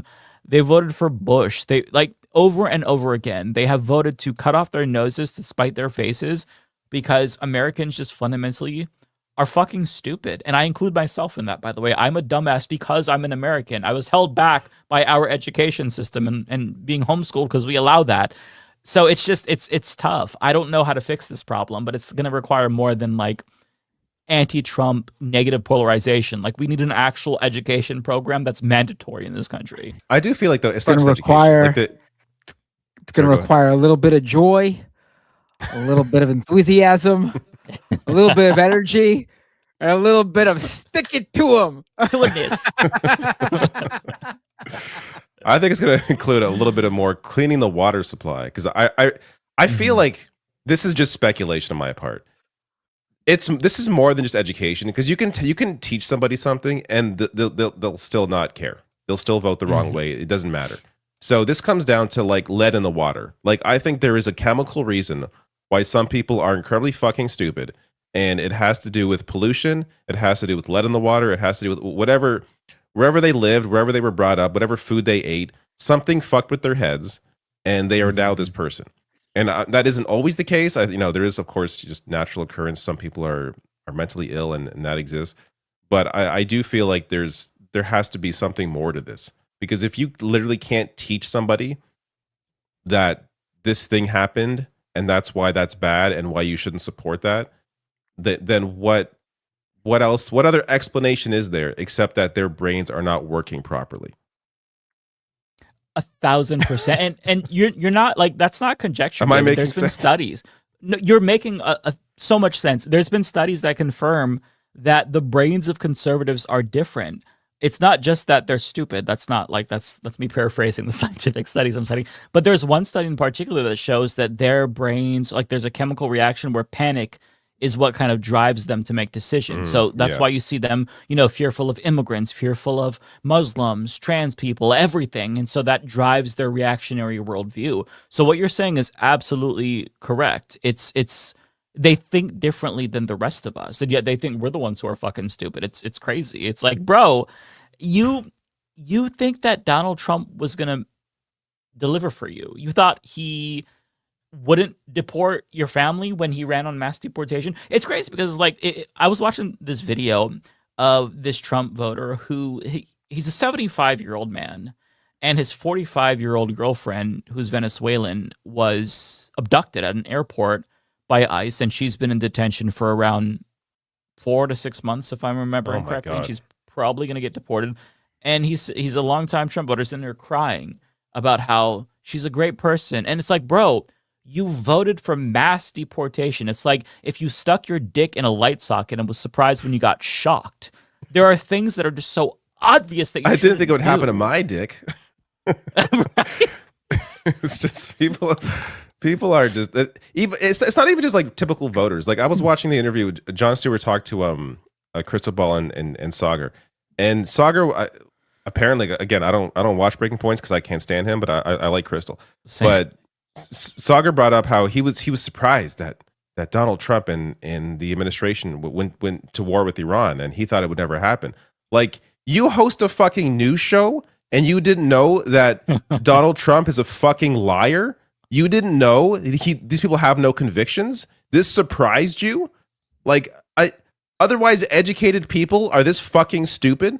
It blows my mind. It's not just the voters. It's people that deliver news that were apparently surprised. And like Sagar, somebody I believe in I believe that he believes what he is saying. Like he's at least not a propagandist. Like I think in the terms of like he's like just spouting lines out there for clicks. Like he is a person that has beliefs. But how did he not see this? Like it's just mind blowing to me. Yeah, there's a contradiction with Sagar because on one hand, if you listen to him talk, I would not assume he's a Trump supporter because he doesn't sound like Trump supporters. Because quite frankly, Trump supporters sound like they huffed glue before having a conversation with you. But if you listen to him speak and you just like could get a transcript of it, like his ideas they line up a lot with Trump supporters and like boomers even. Like he has gone on this anti-weed tirade multiple times and insinuated that weed is dangerous or something. It's like, bro, are you 85 years old? Why are you fear-mongering about weed? I don't understand. But it's got to go back to that he has that brain chemistry that leads him to like make decisions based on panic. Some people are saying microplastics is an explanation for Trump supporters. We all have that shit. We all have that though. Yeah, it's all in our bloodstream. Maybe it depends on the degree to it though. Maybe if there's certain levels of it. I feel like I have a lot of microplastics in me. I think I'm at least 45% microplastics, and I'm not like that because it's like I know just basic things about the world. I have basic common sense, okay? And it was hard. I grew up in an environment that was like conditioning me to be a dumb fuck, okay? So I should have been the biggest MAGA dick rider in the world based on like my evangelical past, dropping out of homeschool, high school. I mean, motherfucker, I was destined to be a dipshit. And I'm not saying I'm like the smartest person ever, but I acknowledge basic reality where it's like if I stick both of my nuts in a toaster and I toast it, I'm going to burn my balls. These people don't know that. They can't connect the dots like that. They burn their balls and it's like, this toaster is mean to me. Like, and I'm not exaggerating. These people are that stupid. Considering your upbringing and like where you came, like, it's actually impressive, the person that you became. Like, how did you manage to? Is it because you went to college? Like, how did you manage to break out of the mindset that you were in? Honestly, it's the stereotypical I went to college and got educated. It was like severe poverty growing up. So it's like, okay, how do I not be poor like everybody in my family? And, my sister's like, you have to go to college. So I went to college and it took me a long, long time to get through community college. I was very far behind. And then, when you go to college, you learn how to think. And that's really what helped me. I had to challenge pre-existing beliefs. I met different people who were atheists, which was shocking to me, as a fundamentalist. I learned to talk to different people. And also I think it helped that I was a homosexual secretly. And I really had to question my worldview because I grew up thinking that was taboo. That was a sin. And so, I had no choice but to challenge all of the things that was embedded into me. And I think that helped. But, it took a lot of time. And I think that there was something in me that gave me a little bit of a leg up. And it's just like the willingness to do soul searching and admit that I'm wrong. And I think it's not even about intelligence. It's about that. Like, if you are a dumb fuck, but you're introspective, you can learn. Like, stupidity is not something you're stuck with forever. You can educate yourself and you can try to get better and try to become a better person and try to contribute something to the world, anything, no matter how big or small. Like, you can try to be a member of society that is productive. And if you don't have that, if you don't have the ability to just say, man, I was fucking wrong, then I think you're going to end up being a Trump supporter. Because a lot of this is like, they kind of feel like they're backed into a corner by supporting Trump. They feel attacked, even if they know that they're getting fucked over. And it's like, well, now I just have no choice but to double down. I have to fucking lean into this because this is the path that I chose for myself. It never occurs to them to think, well, maybe I shouldn't do this. It's just, it's the biggest sign of intelligence to me is humility. Like, just being able to understand admit you were wrong, understand you were wrong, and be able to learn from it and change. Like I've talked, like the first vote I ever had was for a conservative, but I didn't know anything about it. It was literally like the vote was literally, we have had liberals in power for so long, it's time for something different. Like that was literally why I voted that way. I didn't know anything. And you just slowly, like, you learn and you understand like what you care about and what you don't, and what makes sense, what doesn't. And this, like, in this work, I'm always learning. Like, right. I'm very aware how much I don't know, which often I think that can be very intimidating to people. And we can sort of just like kind of submit to never learning because there's no end to knowledge, right? Like, you always have the ability to learn more. But that, I think it allows you, if you open yourself up to being able to change and learning and really getting down to what you care about and what you think should be a priority in society. And for me, that is, universal healthcare, that is universal housing, people being able to live being able to live just a basic life. And then from there, once you have that, that's where you're able to like express yourself creatively or pursue whatever interests you have. But I think we should all have a basic understanding of what we expect from a life. And that's what I value. Now, some people value, markets. Some people value capitalism. And that's where you get to people like Ben Shapiro, who are just, I was watching part of an interview he did with PBD, I think it was this week or last week. And like, this is a guy who all he values is capitalism. And that's his North Star. And to him, that's like human nature is capitalism. And that, to me, that's insane. But when you understand that, you understand why he does the things he does, why he believes what he believes. And I think we have to get back to that as well when it comes to politics is what is your baseline? Like, what is your desire for society? What is your baseline desire of what you want society to be? Or what is it that moves you? What motivates you? And if we understand that in people, then we can better understand what people are actually about. And I don't know how I got there from talking about humility to that, but, there's a through line there somewhere. Yeah. And I will say that I don't want to give people the impression that like it's hopeless because you can move people. But I think the key difference of what we're kind of getting at and what we're kind of teasing out is that if you're like a Trump supporter, you're not going to have the instinct to improve yourself or try to do better or try to be a better person. If it happens, it's because of the people around you. And I've seen this consistently in my life, just with my family members who are conservative and just like stupid. It's always, if they've ever made an improvement and was a better person, it was because people around them dragged them to modernity. Like my homophobic family members, the only reason why they chose to stop being pricks to me is because other family members were like, well, fuck you. If you're going to treat him like shit, We're not going to invite you to our homes. So, we'll invite him, but not you. And so them not wanting to be ostracized is like part of the reason why they evolved. So they couldn't take it upon themselves to be introspective. It was like they got dragged begrudgingly. And the same person who this happened to, they couldn't apply what they learned to our trans family member. All the lessons that, you wanted to think that they learned about a gay person was not applied to a trans person because, now they're having to be dragged again.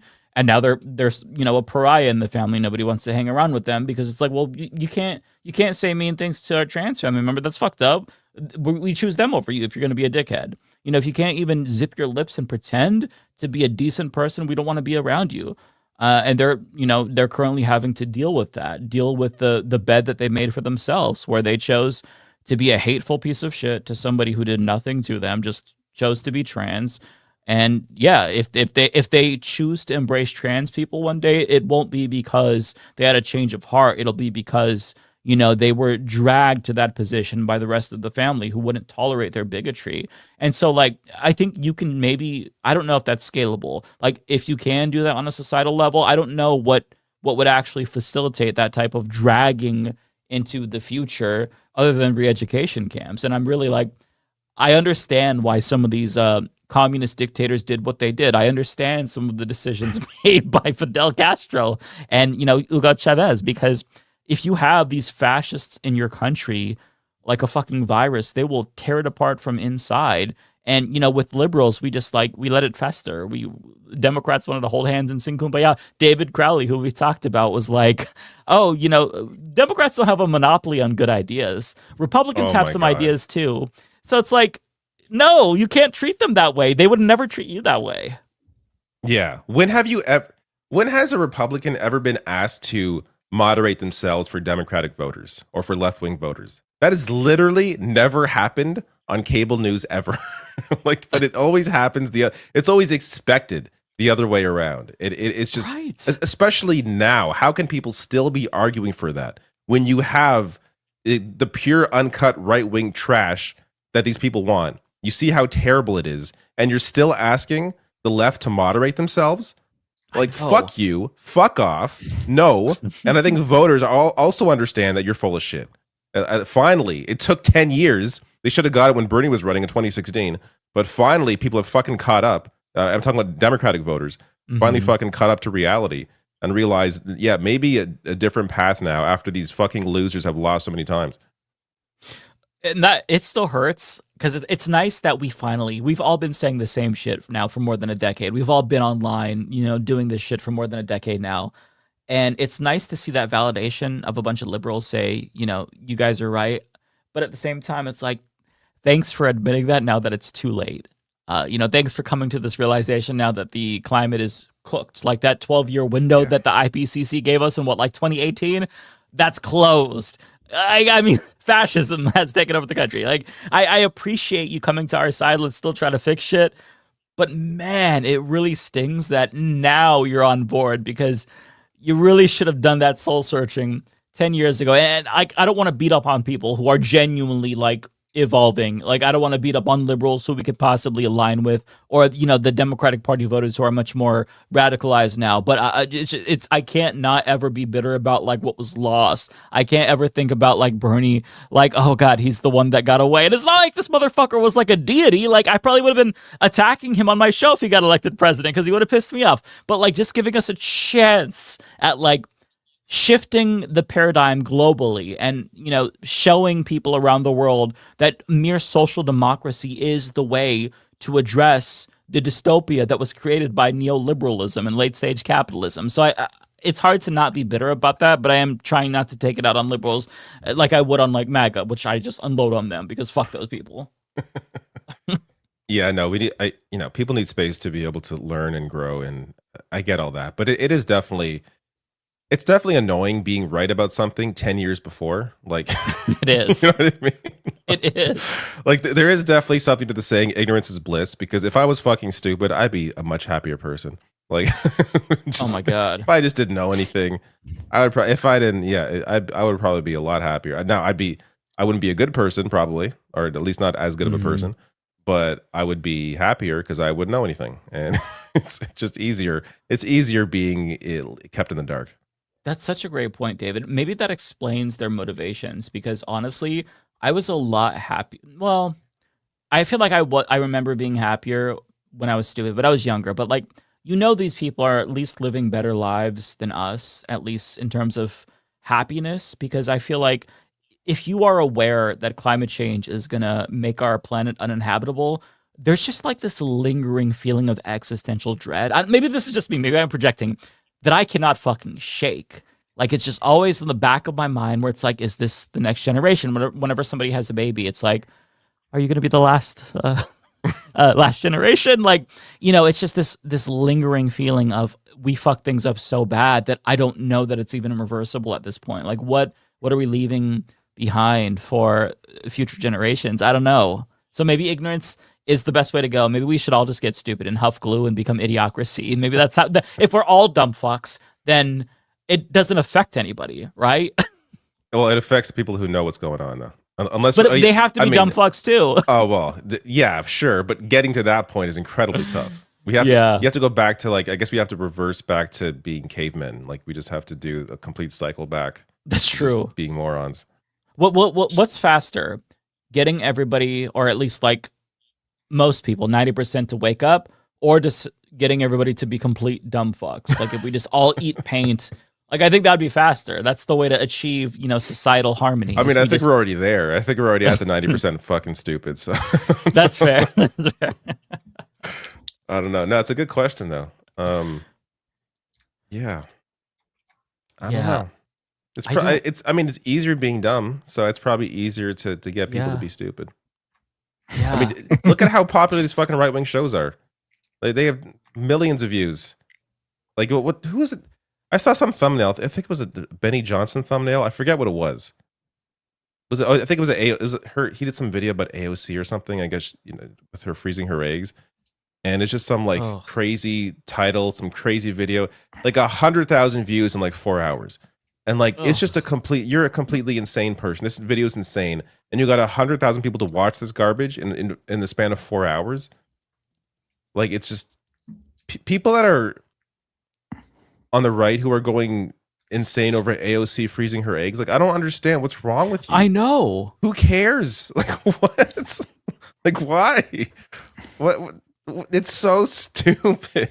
The second that I saw the headline about AOC freezing her eggs, I thought, oh no, they're not going to be able to be normal about this. Right-wingers are going to have a field day with that for some reason. We just... Yeah. Oh my God. I'm just looking at Benny Johnson's, his stupid fucking channel. All AI... The shit we were talking about earlier. Yeah, all pull AI it up. Thumbnails. I want people to know what we're talking about with the AI shit. Should I bring this up? Yes. Show them what we mean. Look at this fucking He also idiot. starts every video with an AI generated video of something like related to what he's talking about. Look at this fucking idiot and his dumbass thumbnails. Awful. So awful. Like AOC. Those are pretty bad. Those are pretty bad.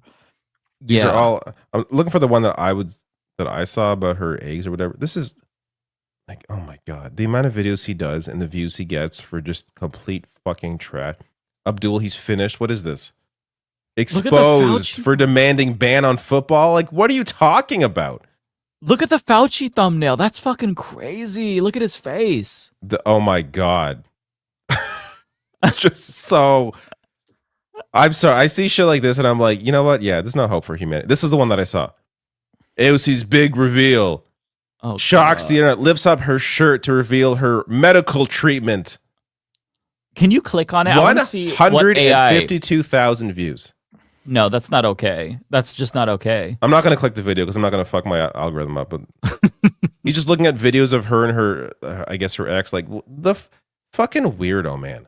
If you ever watch one of his videos, it's just him very monotonely going over Twitter. He has, like, I shit you not, probably like 20 or 30 tabs up, and he just slowly goes through them and reads them and reacts, like, barely. Like, it's to even call it political commentary is an abomination. It's not even. He's just literally reading Twitter and being like, huh.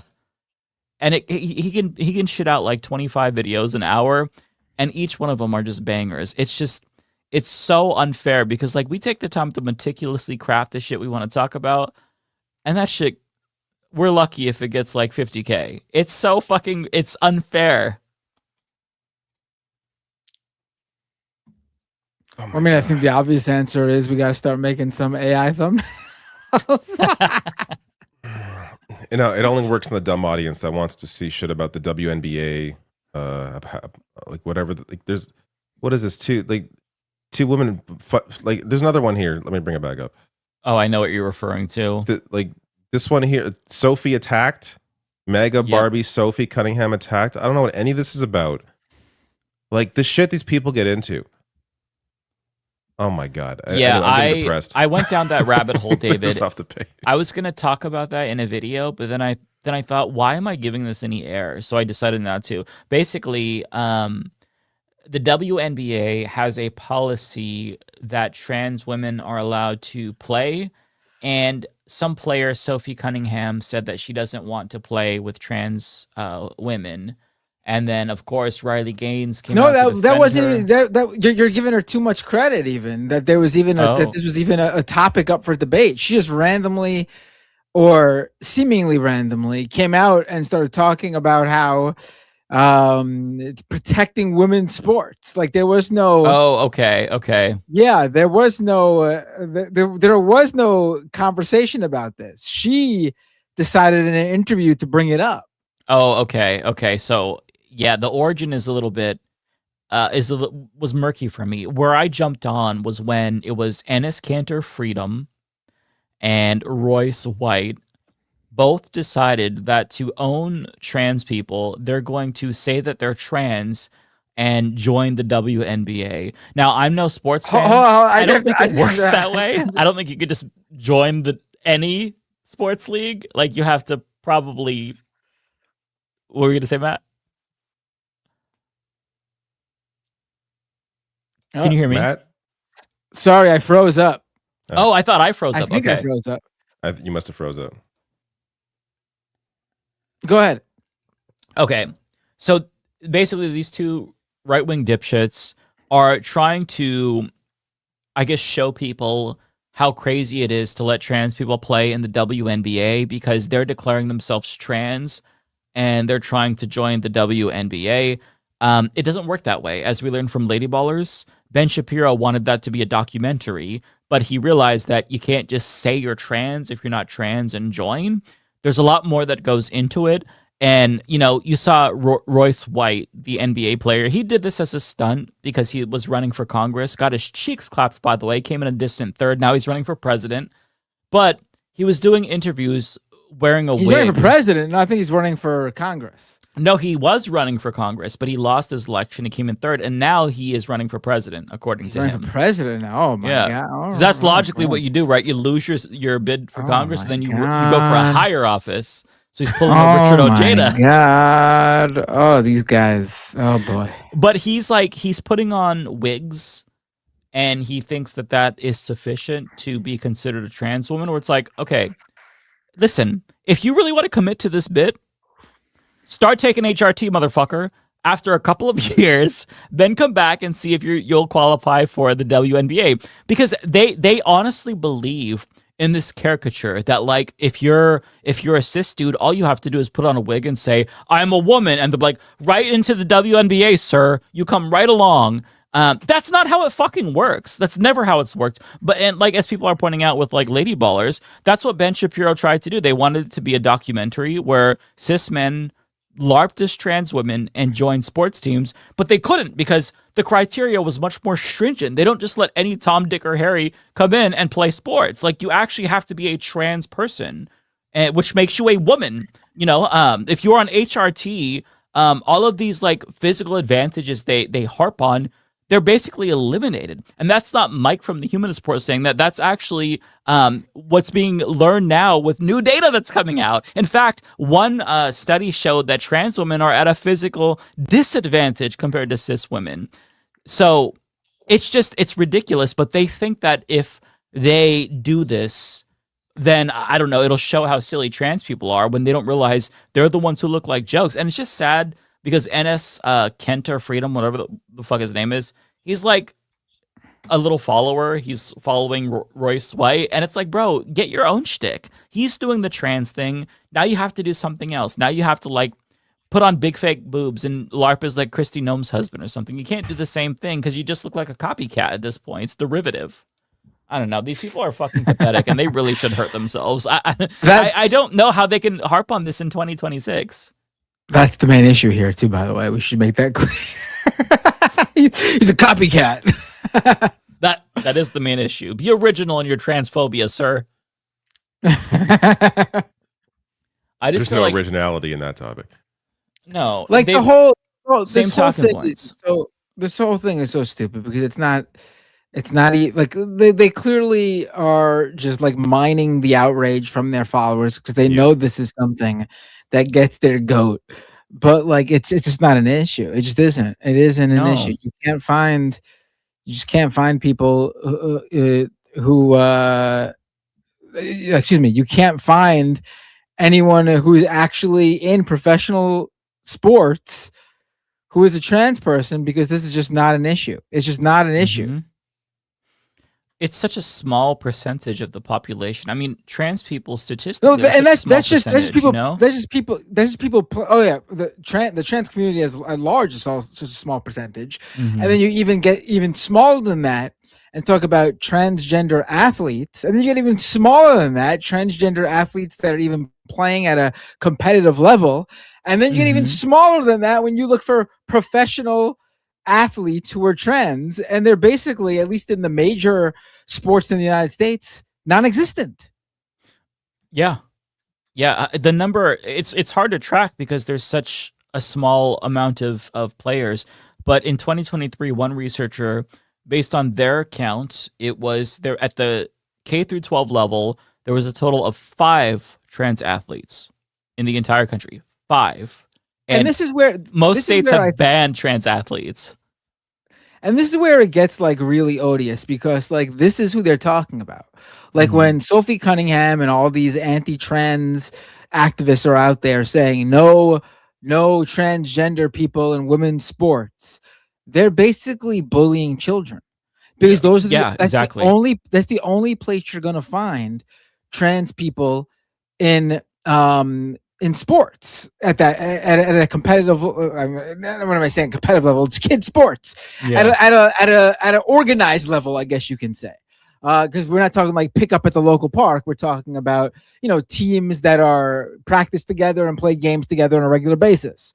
But we're talking about children, like literally children. We're talking about elementary school kids. We're talking about high school kids, and that's who they're bullying. They don't want these half dozen literal children to be accepted by their peers and able to live out their childhood like anyone else and play sports. That's what we're talking about here. Yeah. It's not a real it's not an issue, and they bring it up because it's a culture war thing, and it's a way to distract from people's daily lives, things that are directly affecting them every single day, like the cost of everything. And it's the same thing with the Hassan stuff. Like all this focus on Hassan is so weird. it's all because they can't. I mean, there was a guy on Fox News literally saying, I forget his name, but I did a video this week where I brought the clip up, literally saying that he's talked to Republicans, and right now the only card they have to play it's the Hassan card, and he's not sure if that's going to work out for them in the fall because people are still worried about groceries, they're still worried about cost of living. And they don't know if fear-mongering Hassan is necessarily going to be the winning strategy for the Republican Party. And I tend to agree with him. I don't think it's going to be a winning strategy to just try and fear-monger Hassan or whatever, any culture war issue. I don't think it's really going to be the thing in the midterms because there are actual issues that people are dealing with. Yeah. The whole thing is just like but their base at least eats it up, and for the vast majority of them, that's all they care about because it's a money-making grift. That's all it is. Yeah, that's all they got. And people get hurt. from their money making grift, but they don't care. Mm-hmm. They're sickening, and I just feel like they've. I mean, this is a dead horse at this point. Like the well is dry, and they're still trying to milk transphobia in 2026 because I think that they believe if they play all the greatest hits, then the old Trump coalition from 2024 will get back together. But I mean, things have changed. Thankfully, people are pissed off at Donald Trump because the economy is in the shitter. So I think maybe if they're making a calculation that like doubling down on culture war stuff is going to help carry them to victory. But as we learned in 2024, when people feel the economic squeeze, they're not going to vote for you. They'll vote against the party in power. It doesn't matter. Like Trump was running as Hitler too, running against democracy. And people were like, well, he is going to bring down the cost of eggs by 5 cents. So fuck it. And Kamala says she's not changing much from Biden. So that can't be the solution. She's going around with Liz Cheney. So that's not going to excite the young people or like the left. So there you go. So you fucking lost. Yeah. And you know, I of all people, Harris Faulkner of Fox News made a really good point actually about socialists, and I did a video about this. Basically, you know, they're saying there is a danger in Republicans getting too confident running against socialists because they're not really offering a competing vision. They're not addressing people's economic concerns. And in 2016 and 2024, Democrats thought that they can win just by being against Trump, but they weren't for anything. And now it looks like Trump and the Republicans are the ones who don't stand for anything, whereas socialists very clearly stand for something, even if you don't agree with it. And that could actually resonate with people, and people might support socialism, and Republicans need to understand why they're gravitating towards socialism. And I thought it was like a rare moment of honesty from a Fox News host, and she made a really compelling point because that is true. A lot of people who are, you know, more normie, they just know who's in power. That's the, like you said, David, like when you first voted, like it was voting against the power.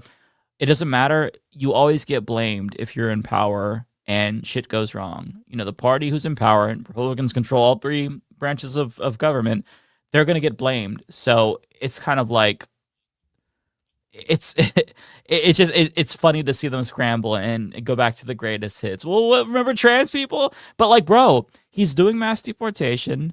Trans people have lost so much rights. There's arguably, you know, a trans genocide, if not, we're in the early stages of it, if you go by what the Lemkin Institute says. All of the undesirables they warned you about have been repressed, and shit's only getting worse. So it's defeating their theory of change. You know, oh, if we kick out all the immigrants, then housing will be cheaper. It's more expensive. Well, if we kick out all the immigrants, groceries will get shit's more expensive.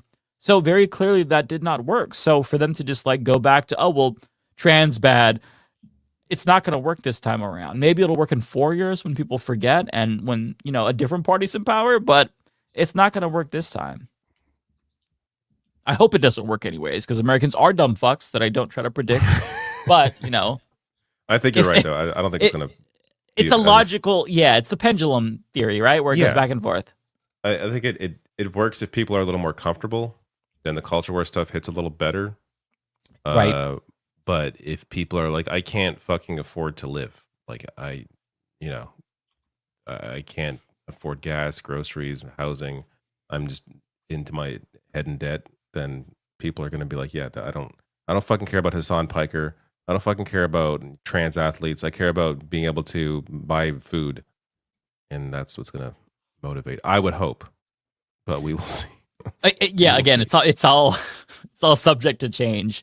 But yeah, Hassan's another one, right? He's kind of like the go-to culture war attack. He said America deserved 9/11, and he said that it doesn't matter if Hamas raped on 10/7. Like, it's all, I mean, why are we focusing on a Twitch streamer? This is so unhinged and just so desperate, and I feel like you can sense that desperation. I don't know. Yeah. Maybe people won't pick up on that desperation, but it seems really desperate to me. I agree. Anyways, I think I'm gonna get off. You guys can do super chats or. Well, it's nice talking to you, David. You'd like. Great talking. You have a lovely evening. Enjoy whatever video game you are playing. Are you about to play a video game? maybe some Rocket League and then go to bed. I don't know. We'll see. No, I'll probably. Are you playing anything else, David? Not to keep you on longer. I was just curious. No, I don't mind talking about video games. I'm just getting depressed by the news cycle. Yeah.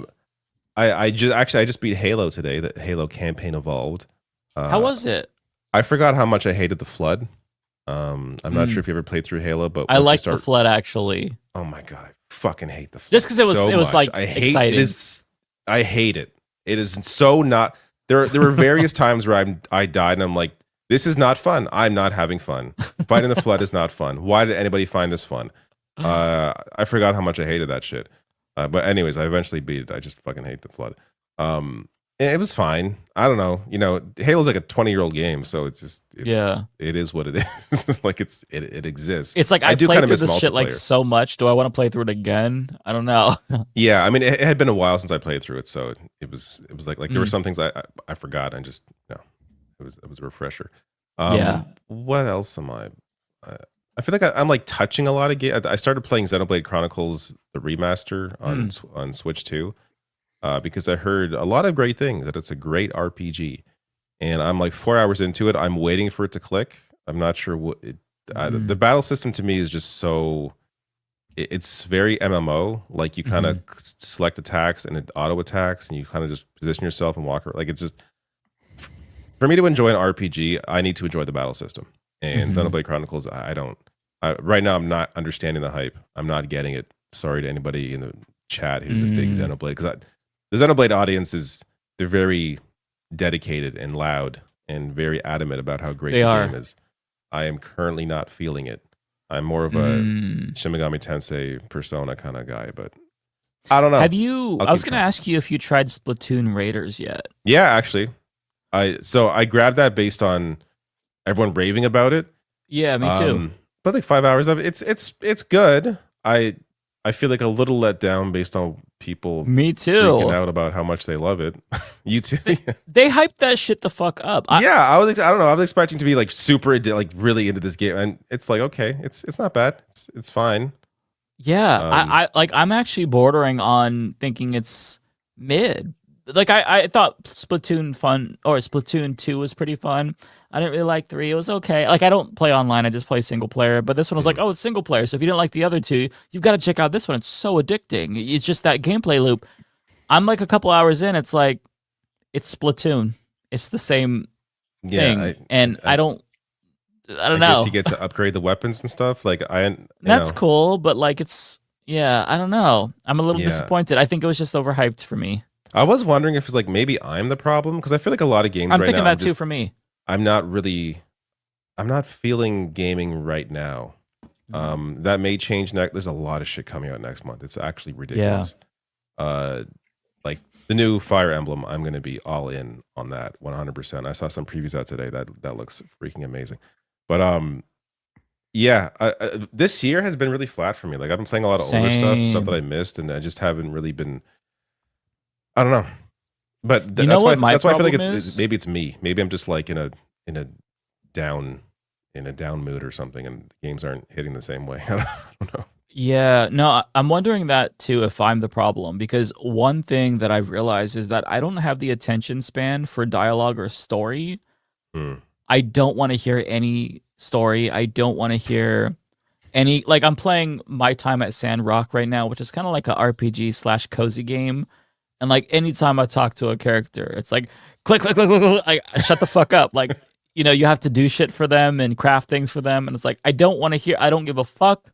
I don't care. Like, let me just craft the shit for you and move on with my life. And I'm realizing that it doesn't matter what the game is. I cannot tolerate the fucking story. And I think part of it is I just like got really into Souls games and there's not stories in there. So, I got addicted to just the action. Yeah, I mean, you could find like little tidbits here and there in lore, but it's fundamentally not story driven. And I really like just the action. And now if I go back to something that's like less action or more cozy, which kind of was my bread and butter for a while, I just, oh man, just shut the fuck up. Stop talking my ear off. I don't want a tutorial. I don't want you to talk. Fuck off. Let me just play. I'll figure everything out. Don't teach me how. Just let me get into the fucking game immediately, or I'm gonna refund it. I can't take the shit. For me, it depends a lot on the presentation. Like if I'm super into the atmosphere, I'm into the music. I feel like that for me, especially now, if you nail like the atmosphere, if you nail just the feel of the world that you built, then I'm perfectly great, like fine with dialogue. I'm story, whatever, like that. Like trying to think the last Silent Hill game, the Silent Hill F. Like I was just super like that was a game where I would turn on, like I wouldn't listen to a podcast. I'm just like in it. I'm like it's it's a horror game, but it wasn't too scary. But it was just I was super into the world, like this old Japan. I think it was like 1950s Japan, like setting that it's in. Very just mysterious and interesting. Like if you can nail that, then and there's like I'm looking at my list here of shit coming up that I want to play. So there's Blood of the Dawnwalker, there's Wolverine, Fire Emblem, Control Resonant, another Silent Hill game coming out, Galactic Racer, the Star Wars racing game, looks really sick. Dark Arisen expansion for Dragon's Dogma 2, and Final Fantasy Resonance. Like that's kind of my list for the next David, month. did you like write down your list? I have I have a list in my phone and a notepad that I like wrote down all the games coming out, so I don't. Yeah, forget. I typically do this. So I'm just reading off a tweet that I recently replied to. But no, every so for the past 3 years, every game that I play, I like write the game I'm playing the day I started it, and if I beat it, I write down like when I beat it. Like I have like a at least a list. Me going too. back three Okay, years yeah. that.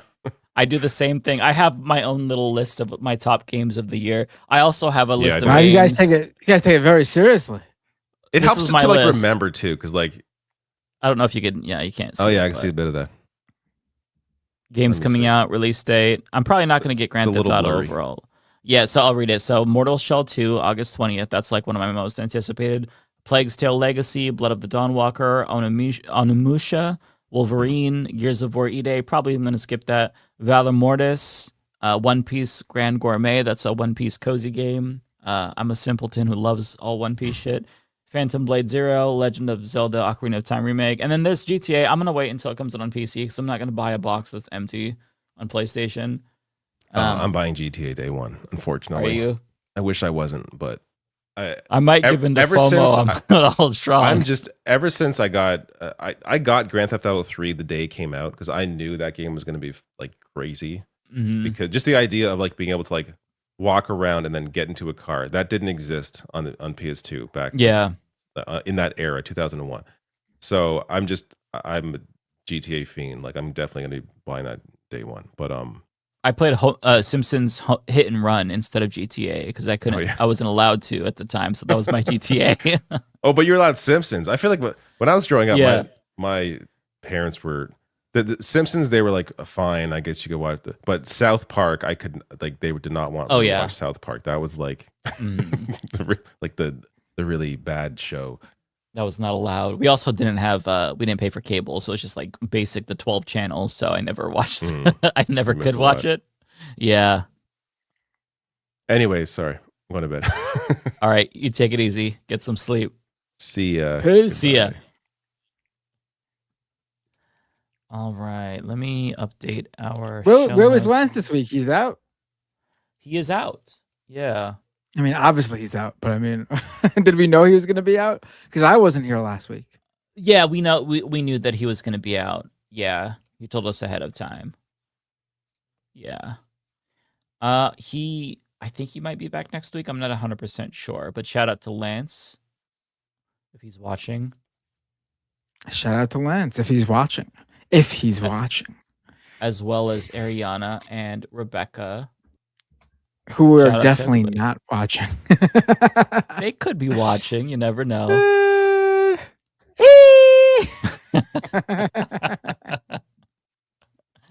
Okay, let me really quick. I'm just going to update the VOD for anybody watching. My tentative timestamp, so you all can kind of have a little bit of an idea of what we talked about. Give me 1 second. Oh shit, I got to update the title too, but I'll worry about that later. Did you want to read your super chats first, Matt?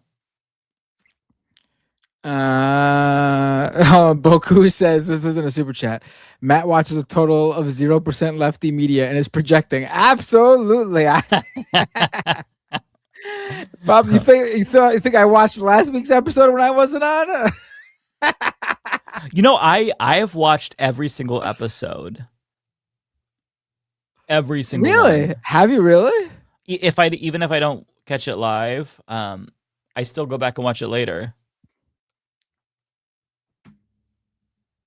Wow, I gotta respect that. I'm a huge fan of the Leftist Mafia. It's my favorite show.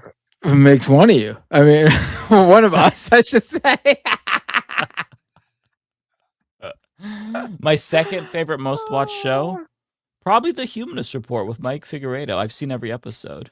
That's it. I'd be surprised if you missed one. You know, there's a couple where mentally I wasn't all there, but you know, I'll go back and watch it. I gotta be honest, I don't go back and watch anything involving me. Really? Once it's out there, that's it. I mean, I don't know. I can't do it. I can't watch myself. It is very hard to watch myself. I've gotten more used to it over time, but it's a feeling that never becomes like normal. It never feels not weird to watch yourself, but it gets less weird over time, I think. I will say it's the opposite when I was making music. Music is different. I would listen to my own music all the time. Oh, really? Yeah. I wonder why that is. I don't know. I would listen to the songs we would make and I would feel like immense pride every time I'd listen to it, which I guess I don't feel proud of anything I put out video. You see yourself talk about politics and you're like, I'm just like, oh, why did I go this way? What am I doing with my life? I guess, but I mean, I could have been touring the world playing live music every night. Instead, I sit in a closet. I could understand music though, because I mean, it's art, so you're really enjoying your art.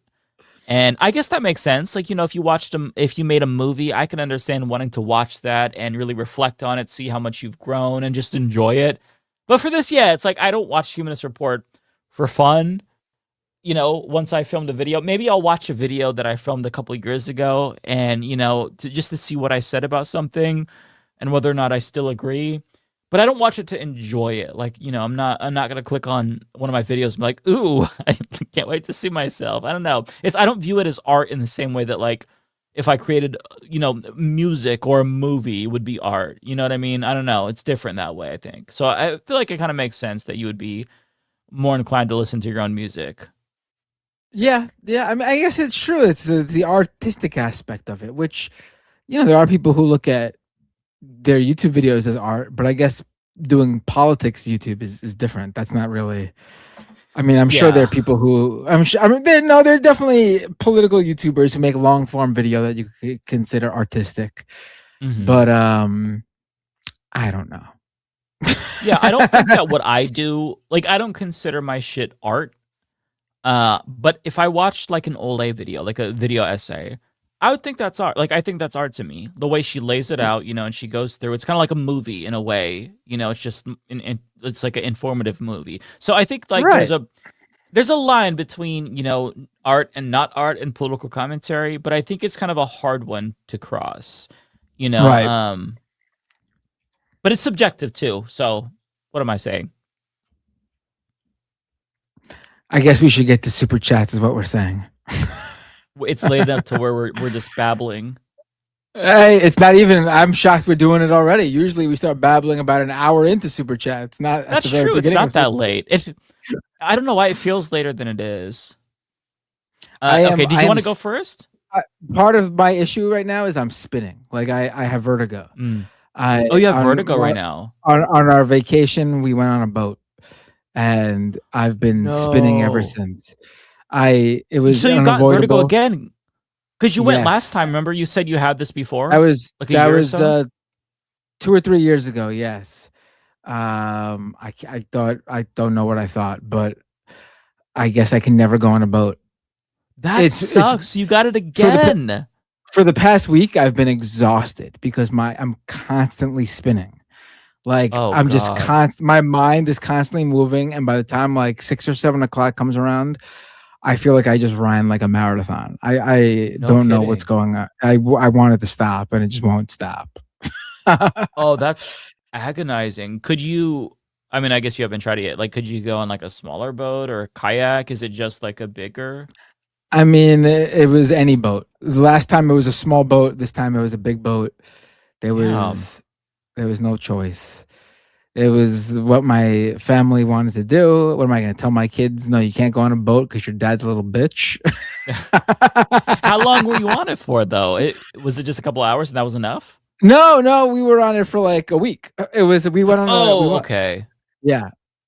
So it's fine when I'm on the boat. No It's problem just when at you all. get off. When I get off, my whole body's moving. Damn. And how long did it take you to recalibrate last time? Wasn't like I remember you saying you had it for like a week. The Bay photo says no Disney cruise for Binder, and I gotta say you're wrong because the Disney cruise is what did this. It was a Disney cruise. How was that though? That's got to be fun, right? I did not want to go on it. It was a gift from the grandparents to the grandchildren. All the grandparents got together and gave this to us. Oh, that's really sweet. Then you were obligated. You were locked in. Yes, I did not want to go on it. But again, I wasn't going to tell my kids no. Yeah. And it was I thought it was a lot of fun until I got off the boat, and now Yeah. Dang, that's really unfortunate. Yeah, I mean, I've never been on. Maybe I was on a cruise when I was like a small child. Like I had to have been like under 3, maybe even younger, or I've never been on a cruise at all. I don't. But this, as far as I knew, was my first cruise.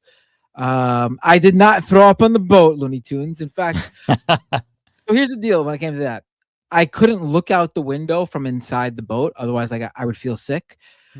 But the movement alone was fine. Being on the boat alone was fine. Even looking out at the sea on the deck was fine. I just couldn't look from inside outside. That's what made me nauseous.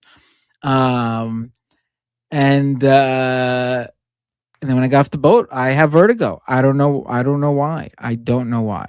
That's crazy. You don't have this problem when you ride a plane or anything, just boats? No plane, no car. I mean, I get nauseous on a bus or on a car if I'm not in the driver's seat. Because I'm always the driver if I'm in a car, and buses just always make me nauseous. Interestingly, subways and trains do not do any of that to me. Subways and trains, I'm completely fine. Planes, I'm usually fine on the motion. It's the air pressure and my ears popping, and I go like that's really bad for me. Like you should see me on takeoff. I'm like chomping away on a piece of gum, hoping that my ears don't pop. But I don't travel that much to begin with, quite frankly.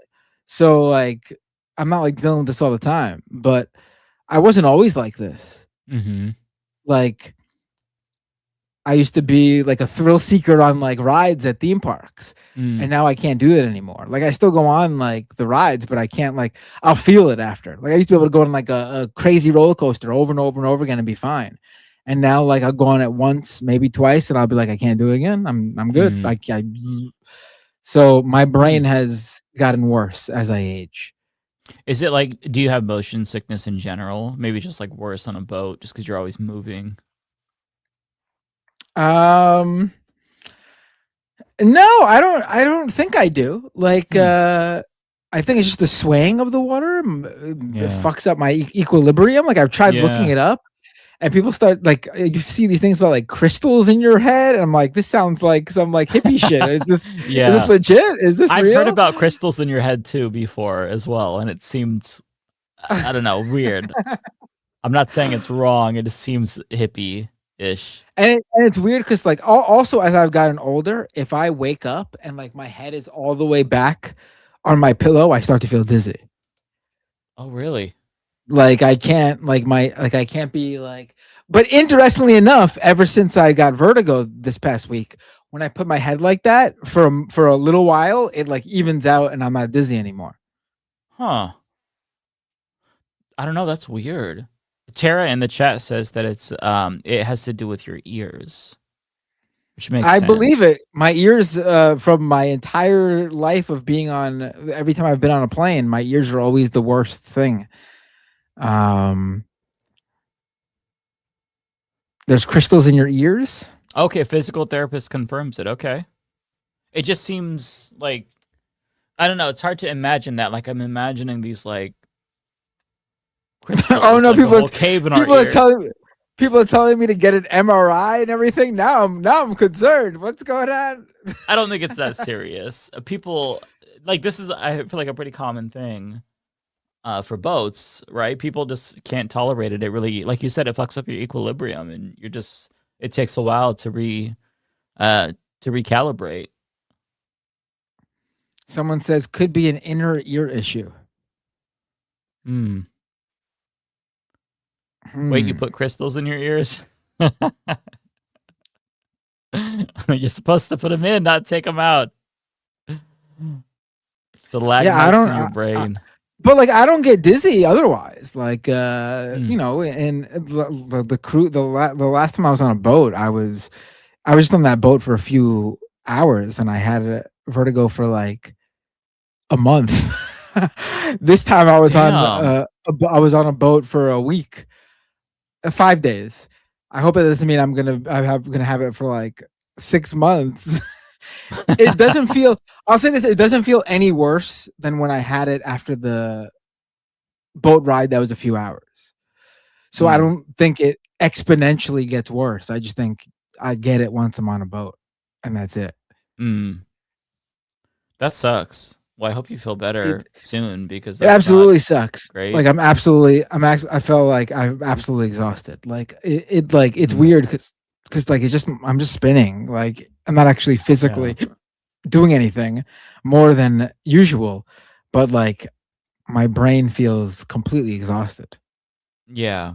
Oh, I'm sure it's got to be exhausting. Like yesterday, I slept like I must have went to bed at like 8 p.m. Like it was ridiculous. Damn. Well, we can get through these super chats pretty quickly because we don't have a lot today, thankfully. And then you can go get some rest. Did you want to read yours first? Or do you want me to read mine? You can go first. Okay. Let me pull up my first one here. Membership for 18 months. Thank you so much. I get carried away 90. Also, thank you to Tyler Hackner, member for 43 months. Really appreciate that. And also to Tokyo Hans for the membership for 30 months. Thank you so much, Tokyo Hans. Okay, first one I have here is from Grand Regent Throng. No, that's the wrong person. Grand Regent of Viltrum. Thank you for the 5. Prediction: Florida is going to be another Illinois. Tons of old and rich Zionists down there. We'll find out. It's on Tuesday. Vote for Oliver Larkin in the 25th district, and also vote for Elijah Manley. I don't know what district he's in, but he's running against Debbie Wasserman Schultz. And I hope he finally gets the job done and takes her down. Tokyo Hans says it's Friday for some of us, Mike. Okay. Good to hear. Happy Friday to you. RS Dragon Wild Sandbear, thank you for the 5. AOC's Woke One comment worked. She's number 1 on Polymarket for 2028. Well, I wouldn't put too much stock into Polymarket because it's Polymarket. But yeah, I don't deny that it's going to be popular with some folks. Unknown, thanks for the £5. Sadly, I don't think Binface has won, but I'm still hoping he does. He's wonderful. Oh, I didn't know the election was tonight. I'm hoping Binface pulls through. The GOAT. Tokyo Han says, toss a coin to your dental hygienist. Who's that? That is the joke candidate running against Nigel Farage in the UK. Oh, okay. I was about to say, is that someone's last name? Because it sounds like a Dick Tracy villain. I guess it is a Dick Tracy villain. I'm looking at the guy now. I watched a documentary from a British YouTuber about Binface, and I didn't know that there was this rich history of joke candidates that ran in the UK, and I respect it. As crazy as UK politics is, this is one of the more endearing elements of their crazy politics. And yes, I agree. Toss a coin to your dental hygienist. They put up with a lot. Cartoon, thanks for the 5. Thoughts on Paramount could leave California for red state over its antitrust fight of the merger. If there's no settlement October, it smells like blackmail. Yeah, I think you may be right. I don't really know. I hope that this is stopped. I know that there are other countries that are fighting this as well. We just have to wait and see. I'm inclined to take the cynical approach and say they're going to find some way to push it through because, capital always wins, but we'll see. I hope it doesn't go through because they're already talking about how they're going to turn CNN into the next CBS. And they're not saying that directly. They're saying we're going to make sure CNN is back to focusing on the news, which just means like the shit they want to talk about, right-wing stuff, genocide support, things like that. Not that CNN isn't already doing that, but just it would be terrible. Tokyo Han says things to think about. Teeth are just your exposed skeleton. That is kind of creepy when you put it that way. It is weird that, yeah, it is just our exposed skeleton. Interesting. Also, another one from Cartoon here. Did you see EDP 445 documentary on YouTube? I have not. I'm not familiar. Let me see. Let me look them up. EDP 445. The Sick Mind of EDP 445. I've never heard of EDP 445.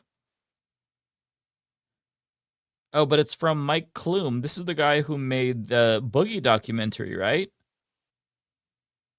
All right, you know what? I liked his Boogie documentary. Well, I shouldn't say like. I was entertained by it. It was gross and pathetic, but maybe I'll check that out. Thanks for sharing that. Z Snowball. Thank you for the 5. Read the insights. What about Helena No Justice, MTG, and Kevin Logan? They came for that segment a few months back when UK politics was going crazy. I was on mute. I didn't realize. My bad. Okay. I think I touched something. Who is EDP 445? I don't know. I'm assuming they're a creator. Oh, okay. I was wondering who the hell. But there's a documentary about them by Mike Klum. He's the guy who released a documentary on Boogie a couple of years ago. Did you ever watch that? No, I don't know. Okay. Well, nope. You have to have at least a semi-rotten brain to know who Boogie 2988 is. But he's like a gaming YouTuber who kind of is just. Oh, I know who he is. He was like a right winger during the Gamergate era, and then he was a supporter of Gamergate, I should say, and then became like bullshit. Yeah, I know who he is.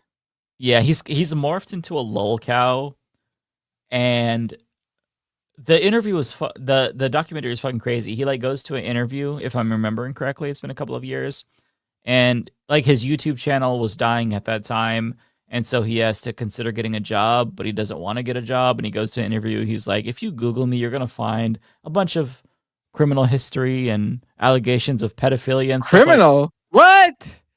He like went to jail because a fan or a hater showed up to his house and he shot off a gun. It's a whole it's a lot. And he was dating this girl who was like 18 or 19 when he was in his 40s, and it was a very weird situation. Like they had trauma bonded. The whole documentary is fucking insane. If you want to watch it, it's Mike Klum, CLUM on YouTube. I have never been glued to a documentary like that, aside from like the Bricks and Minifigs one. That's probably like one of the best documentaries on YouTube. So the fact that Mike Klum thought that this EDP person was an interesting subject already has me a little bit captivated. Or interested, I should say.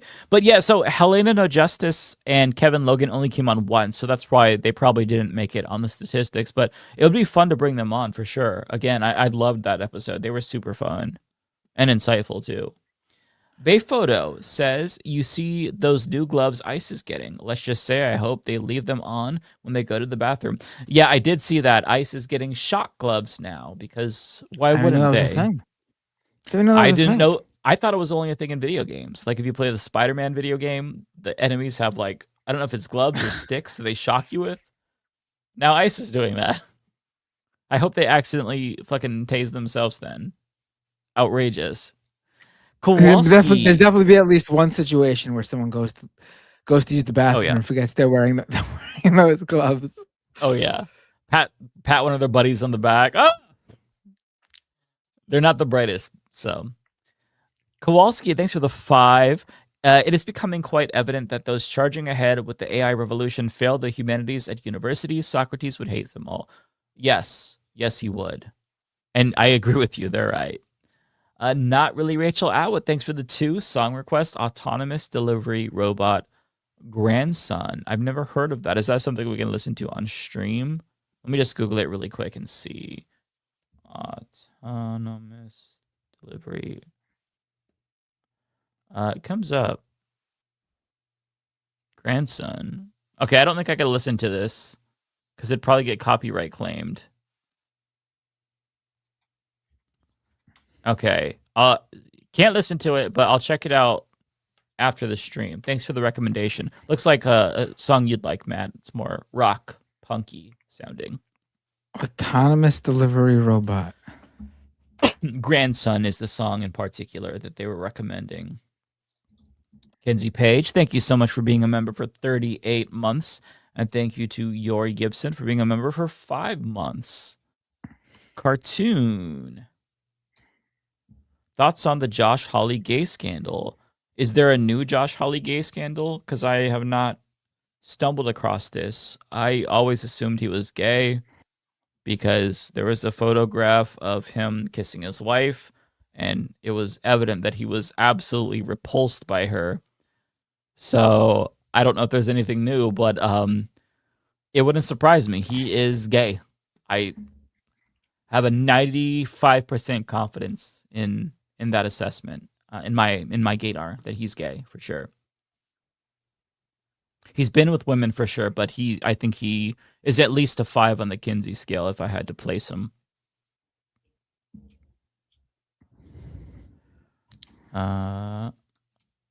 Max Left, thanks for the $5. Mike, I heard on Francesca Fiorentini's show earlier you will be doing an event with her and others in Portland later this year. That's super cool. Yes, I wasn't sure if I was allowed to say anything, but since she did, yes, that is something that is that's in the works. So maybe I'll see some of you all there in IRL. I was going to say in IRL, but that's just redundant in real life. It's like saying ATM machine. You don't have to say that. There's an M. Machine's in it. Okay, anyway, so yeah. Let me see here. Kowalski. Sorry, I feel like super all of a sudden tired. And I feel like I'm slurring my words. So you're rubbing off on me, Matt. I'm tired now. My apologies. Damn you. Kowalski says, it looks like Wisconsin Dems quietly rallied around opposing Hung and leaned into the electability narrative the establishment might be learning. Yeah, I think they are going to learn. They're going to adapt. They're not just going to keep getting steamrolled. I think that there is something to what you're saying there, for sure, Kowalski. If they sense that there's a threat, they're going to do what they need to do to stop that. Looney Tunes, thanks for the $5. If you've been watching Hing Kornacki Cam recently, Steve Kornacki, Mike, he's basically slow as hell. Watch Mr. Holy Toledo. I don't know what any of that means, but if I am going to watch one of them, I'll choose Mr. Holy Toledo. Sam Foe, thanks for the $5. Sometimes the worst enemy of a leftist is another leftist. We keep shooting ourselves in the foot and making a big deal out of a nothing burger. I think that's fair. It's like the meme where like there's a bunch of people betting on crabs fighting each other and it's all leftists. So, yeah, leftists. Nobody hates lefties more than lefties, so I think that's fair. We argue all the time. We can't help it. Tony Drummer Boy, thanks for the $2. Running for Milwaukee Co. He was Chris Abel's pick. Thank you for that. Columbia, thanks for the $5. Columbia Rican. What gives? Sock it to him. I see data centers in my dreams. Indeed, channeling Haley Stevens there. Donna Monroe, thanks for the 10 Canadian. Very generous of you. Length of time before an ICE agent is caught trying to enjoy themselves with the electric shock. I did not consider that.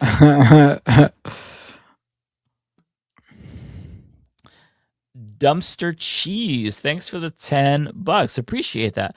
From MN, my first vote was for Paul Simon in '88. How about Flanagan, yet Klobuchar? Thoughts? Yeah, yeah, we didn't mention Peggy this week on this episode. Yeah, I was really pleasantly surprised to see Peggy Flanagan defeat Angie Craig. I did not expect it to go that way. And if it wasn't for that race, I probably would have been completely crashing out on tonight's show because of Francesca Hong's loss. But yeah, getting that victory as well as Matthew Little's really, really cool. Two great pickups for the left. Thanks for reminding me of that. Okay, here. Who's next? There we go. Columbia Rican, thanks for the $2. Right-wing narrative YouTubers equals human centipede. That is true. Yeah, that is true. They're all just regurgitating the same shit that the others are talking about. We've got a two-parter here from Julio. Thanks for the $5. Part 1, a good example of good ignorance, I guess, is the streamer Yana not knowing about the Russia-Ukraine war to a Ukrainian Uber driver. No shit. Part 2, she profusely apologized when she realized her ignorance. I'll take that type of ignorance over the bad faith, disingenuous one all day.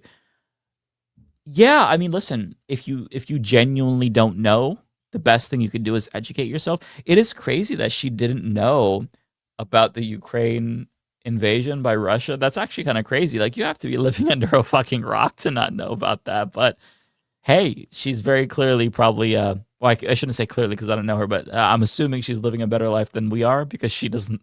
If you're isolated from that, like, life's got to be better, right? I'd hope so. Nintendo Gaming Channel, thank you so much for the $6.99 Canadian. Should Americans, no matter political party, when traveling foreign, not allowed to say they're Canadian? I considered by saying Canadian is defamation. I mean, I understand that, Nintendo. Having said that, though, it's a difficult policy to enforce because I think we can blend in pretty well, right? We've just got to drop a Saurian and a boot, and you all won't suspect anything. So you could try, but you're not going to stop us, man. But I understand why you would be opposed to that. You don't want the American stink on you. It just jumped. God damn it. Hang on. Let me find the next one. There we go. There we go. Octawolf is next. Okay. Octawolf says, and thanks for the $5, Octawolf. I'm working on my own fan game and Pokemon game where you play the researcher and explore dungeons, uncovering why wild Pokemon are mega evolving. That sounds really, really cool. Love that idea. I will just say be very careful because Nintendo could barge down your door, break down your door, barge into your home, and fuck you up because they do not allow people to use their IPs ever. I don't know how Elon Musk has gotten away with allowing Grok to generate Nintendo shit, but just be very, very careful. If you're doing it for fun, that's cool. But if you try to make any money off of it or even publish it for free, Nintendo will... They'll kill you. They'll murder you. Nintendo ninjas do not fuck around. Just be very careful. Red Fire Blue Ice, thanks for being a member for 17 months. Really appreciate that. Suspicious Andrew, thanks for the $10 super chat. Thank you so much. I went no contact with my MAGA family member for other reasons long before they triple trumped. Mike, do you ever watch those videos about estranged parents like Doormat Mom? Yeah, so first of all, I sympathize with your position because I've done the same.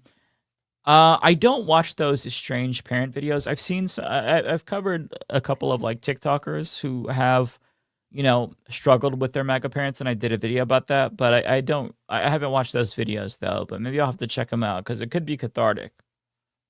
Thankfully, I don't have like a MAGA parent or in-law, which is nice. So my other family members are, they're easier to distance myself from.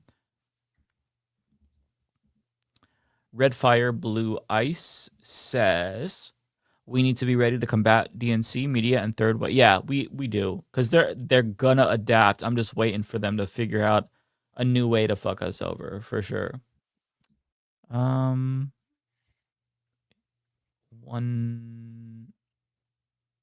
Okay, got a little bit jumbled here. Columbia Rican, thanks for the $5. Hail Lord Binface, who came from Sigma 9 to fix the issue with the bathrooms. Humans should be ashamed to put the hand dryer near the seat. Cheers to Lord Binface. Max Left, Thanks for the $2. Marianne Williamson was America's Count Binface. Cephalo God, thanks for the $2. Teeth are modified scales from our fish ancestors. What? I don't believe that. There's no. That seems very. I love the theory though. Rouse, thanks for the $10. Hearing Crowley says he disagrees with Hong mostly on data centers is extremely disheartening. He has repeated this several times in a state where it's been an 80-20 issue. Tiffany is attacking him on this. Yeah, I suspected that Tiffany would be attacking him on this. It's smart. And he's hurting himself every time he says something about data centers like this. He's hurting himself. I don't know what the fuck he's doing. It's crazy. I've never seen anything like it. Just constantly bringing up an issue that's a losing issue. And these same people who are like, oh, yeah, we have a chance now that Crowley is the nominee. They were like, oh, Francesca Hung doesn't have a chance. Bro, she was running on a moratorium on data centers. That alone was enough to get voters off their asses. I don't think people understand the animosity towards these fucking behemoths. A lot of the news media probably live in areas where they don't have a data center directly in their backyard because they usually try to place them in, more poorer areas and also like city centers. So they probably live in like more suburban areas. I don't know. Either way, people fucking hate data centers, rightfully so. And then Octawolf said the clarification, my fan Pokemon game is for fun and private. Okay, that's good. That's good. Definitely don't put that shit out there because Nintendo is evil. They will come at you. That's all I got, Matt. But I can pull up yours here. First one here for you. All from right, Tokyo. let's do it. Tokyo Hans, happy B-Day. MJB, that's Michael Jamal Brooks. You are truly missed. Yes, today is Michael Brooks' birthday. Yep. Happy birthday, Michael. See the Jinnimer with a super chat member for 34 months. Hey, Mike, any way to send you story info? Our union effort has outgrown my now bankrupt job. We're going for an industrial one now. Really? Your job is bankrupt? Yeah, email it to me at mike@humanistreport.com. And if you have an article, link the article for me as well. So that way, if I'm talking about it, I can bring in like a source. Let's see. We got Tokyo Hans with the 5 gift memberships to the YouTube channel. Thank you so much, Tokyo Hans. Andrew Clement with a super chat. The next Jubilee surrounded is Tim Pool on Sunday. What? No really? way. No. All right, I'm excited to see that one now. Oh, that's gonna be funny. I'm gonna have to watch that one. God damn it. Tokyo Hans with a super chat. Matt, as your very first YouTube paid subscriber, I can confirm that this show has been going on slightly longer than 3 years. That's crazy. That's crazy. Really is. I didn't realize we were doing this for so long. What are we doing with our life? We're getting nowhere. We're so old. Just doing Leftist Mafia. 4 years. We could have been doing other things. Now, I enjoyed the show, though. It just doesn't feel like it's been long. Oh, you're muted again, Matt. I said, same. That's why I'm here. Yes. Tokyo Hans with another super chat. I remember an Outer Limits episode where people had AI chips implanted in their heads at birth and they could download knowledge when they want. One guy at birth couldn't get one, had to teach the world to read when the AI died. Ooh. That sounds a good interesting. premise. Yeah. Oh my God, it's so hot. I'm like in here and I'm like dying. I had to open up the door. My body is sticking to my chair. It's oh my God. I had to text my partner and be like, "Can you up the AC? I'm dying in here." It just gets hot with the lights and stuff like that. Kowalski with the super chat. AI makes homogenate more like homogenate. Excuse me. I'm like homosexual. I'm like, what? AI makes homogenate more likely. Yeah. fewer languages, fewer differences, fewer ideas. Humanity will become a pale imitation of what we thought we were. That's right. So AI is going to depressing. turn us all into homos. Oh my god. Tokyo Hans with a super chat. I found the episode Stream of Consciousness, season 3, episode 5, aired in 1997. Sorry for nerding out. All this was killing me. That's very interesting. Yeah. Sharp as a Marble became a YouTube supporter. Thank you so much, Sharp as a Marble. Bay Photo, member for 37 months, super chat. There's a real entitlement in tech. I'm not surprised execs are baffled people don't want to lose jobs to AI or have data centers in their backyard. Right. There is an entitlement for sure. The Bay Photo continues with a new super chat. Silicon Valley's move fast and break things philosophy basically disregards that breaking things means someone else is going to have to clean up. Not even just clean up. It's that you're breaking someone else's shit. Right. Looney Tunes 9000 with a super chat for what would have been Michael Jamal Brooks' 43rd birthday. I'm not sure what number birthday would have been.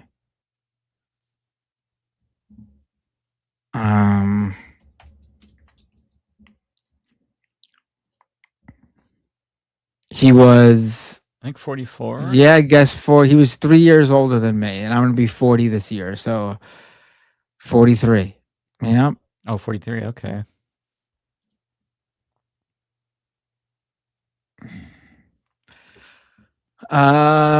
Another American 91 with a super chat. Viva Foresto Montero with a super chat. It's lead. They horribly lead poisoned. I don't know what you're referring to. Foresto continues. Oh, right. Foresto continues. Wanted to let you know Amazon is forcing Kindle authors to only use their chosen banks when getting paid for book sales. We can't get paid without one. They're like Amazon's chosen Seriously? banks? Interesting. Hayden Owens with a few super chats in a row. Let me read them. Where you at, Bender? I am Blakely still fire. Caps lock is stuck. Sorry. Do I have to spend $6 to get Bender in there? What are you talking about, Hayden? I'm so confused. Maybe this was before you jumped on and he was like, where are you in your chat? No, this was definitely older. This is definitely when I was on the chat for sure. Yeah. Oh, okay. I wasn't sure when it came in. I don't know. Lefty Nurse with a super chat. My local council just approved both data centers and flock cameras. Local news is corporate owned. Is there a way to investigate for any payments to them? Probably when they release their filings, like that they have to release if they're traded a company. No? Yeah, I don't know. That's a really fucked up city council you have there that did both of those things. What a betrayal. Well, it's not surprising though. And Starks 007 with a super chat. Do you think they keep oversampling left-leaning voters in these polls to give us a false sense of security, just to pull the rug from under us? Because they had those Hong lost hit pieces ready to go. No, I don't think. And I seen centrists go that there's some sort of like conspiracy to over count the leftist electorate in their favor. To like, please, there's no one working to help out the left in corporate media Right. or in polling. Please give me a break. But I also don't think there's any conspiracy against the left too. I just think polling is in the middle of changing due to how people interact with the various forms of contact and communication that polling uses. I think all of it's flawed, obviously, due to these changes. You can't just go by a phone because of the demographic that doesn't pick up. You can't just go by online polls because of the demographic that uses online polls. It's very difficult right now, especially when you are extremely national polls will be a lot easier to peg because the base of people to poll and survey is a lot wider. When you get more niche, it's exceedingly more difficult, in my opinion. Yeah, if I had to guess, it'd be sampling errors. Like the electorate is kind of changing, and they don't know how to get a sample that's actually representative of people who are going to vote. I think that's part of it that's making it really tricky. Right.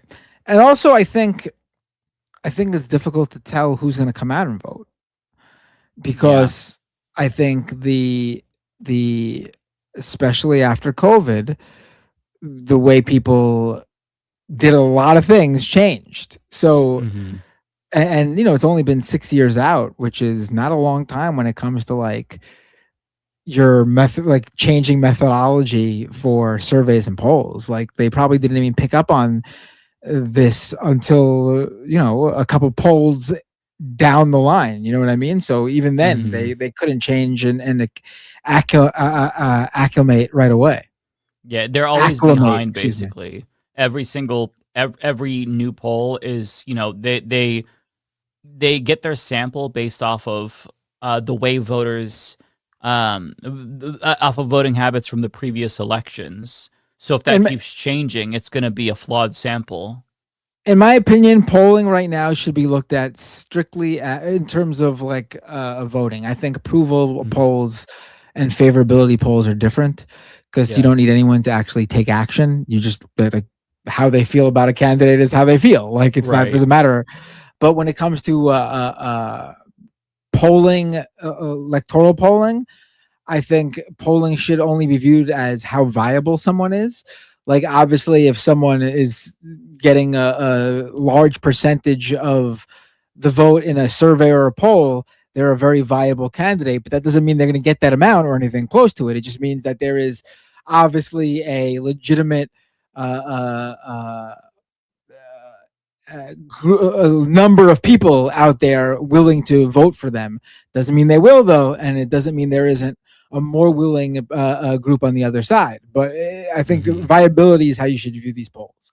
Like if you have a bunch of candidates and 2 or 3 of them are leading, then that should be the message that these are the 3 viable ones. But where they land ranking wise in the polls doesn't necessarily mean where they'll be when the election actually happens.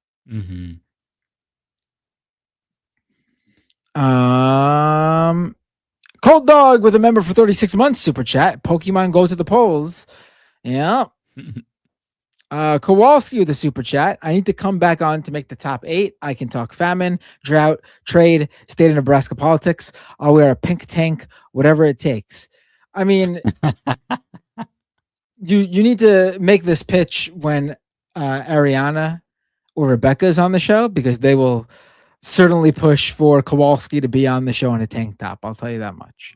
The pink tank, they'll sign you up. Yeah, but seriously though, for real, send me a message on Twitter. We'll bring you back on, Kowalski. I think people would love to have you on. Dog on a hot tin roof says, Binder on the USS Lincoln. Oh, thank God I'm not. Oh yeah, that sounds my God, that story is oh my God. Red Fire Blue Ice with a $2 super sticker. Thank you so much. I appreciate it. Kowalski says with a $5 super chat, feel better, Matt. I don't have your physical weakness thanks to the farm life.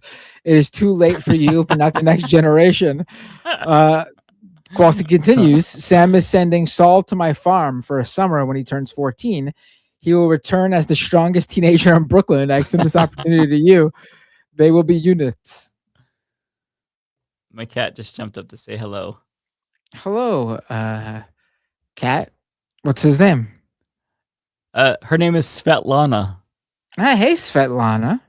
It's a Russian name because I named my pets Russian names. What's your other pets' names? Vladimir and Zoya. Is it really? Why? I don't know. I told the dumb story. Vladimir Putin. I thought it was funny because I was studying Russian politics for a little bit, and it was a very homophobic country. So it's like, a gay guy named his dog after you, Vladimir Putin. And then afterwards, I wasn't creative enough to come up with other names. So I'm like, Russian names for girls, and that's the top ones I picked up from my dog and cat. I like the name Svetlana. I thought it was a nice name. I like the name Svetlana too. What's funny is that my partner's grandma had some Russian like people come over. I don't know what they're like, plumbers or some shit like that. And like they said the names, and she's like, "Oh, are you from Russia?" We have a pretty big Russian population in Portland, and they're like, "Yeah, we're from Russia." And she's like, "Oh, well, my grandson named his pets Russian names." And it's like, "Oh, really? Like what?" Like, "Well, his cat's name is Svetlana." And he's like, "That's my mom's name." So yeah. It's a nice name. I like it. I do like it. I thought it was pretty. John Jeffrey says, just checked. December 2nd will be 4 years of Leftist Mafia. Wow. Holy shit. 4 more years. 4 more years. Over on Twitch, let me just thank Dude Control and Red Cyber Dragon 29 for the raids. Really appreciate it. I got some more, and there were also some other ones that I'm not sure if I missed them on mine or if they were for Ariana, but I'll go through and just read the rest of them. Fly Chomper Fly, thanks for the $2. Says, if I know a way to help November election, who can I tell? It's hard to say. I don't know. You can always, like, if you have advice for a particular candidate, you can always try to email the campaigns, but they probably won't get back to you. But it's worth a shot. Rugal, thanks for the $5. Hey, it's Jamie or Rugal, he, him. Glad you liked the dashboard. Fun fact, Triangle was only in 13 episodes of Leftist Mafia. Oh, okay, so this is Jamie who gave us the statistics about Leftist Mafia at the start of the show. Really cool. Thank you for that. So Triangle was only on 13 episodes? What? That's crazy. That was that long ago? That really was that long ago. Yeah, we're on episode 182. She was on 13. No kidding. Well, thank you for the statistics. I really enjoyed that. Checkmate says, just being nice. Well, thank you. Appreciate that, Checkmate. Cephalogod, thanks for the $2 based on fossils and analysis of embryonic cells. I think this is referring to the teeth as scales, maybe? I'll be honest, I don't know enough about evolutionary biology, so you can convince me of a lot of shit, so I don't know if you're trolling me. You could troll me, and I don't want to be duped, so I'll be agnostic until I learn more. Octawolf says, I get dizzy when I lay down and look up at the ceiling. That's unfortunate. That's weird. Maybe you have an equilibrium problem too. Although I can't diagnose you over the internet, and also I'm not an expert. Fart Swain, thanks for the $5. Crowley's Redbird story is so fucking stupid. Oh, I forgot about that. I see a red bird literally almost every day. He might as well have said, if I see a Jeep Wrangler. That's so funny. Did you hear about this, Matt? I did, actually. It's so funny. For those who don't know about the red bird story, Crowley actually dropped out of the race before he got back in. And he said that the reason why he got back in was because his wife prayed to give them a sign if he should jump back in. And then they saw a red bird and took that as a sign that he should jump back in, which is hilarious. And now they're gonna think, oh my God, it really was God's will because he jumped in and won. Very weird. Like, listen, if you believe in God and you think he's omnipotent and benevolent, it's very narcissistic to be like, oh no, God stopped everything he was doing to like help me with my election where I'm going to allow data centers in the state. You have to be a narcissist to think that, okay? God has other things to worry about, probably some genocide on an alien planet somewhere that he's working on, okay? He doesn't give a fuck about your election or your data center lust. Old Grease, thanks for the $2. Strongly consider that ball burning bit on a shirt. Stop.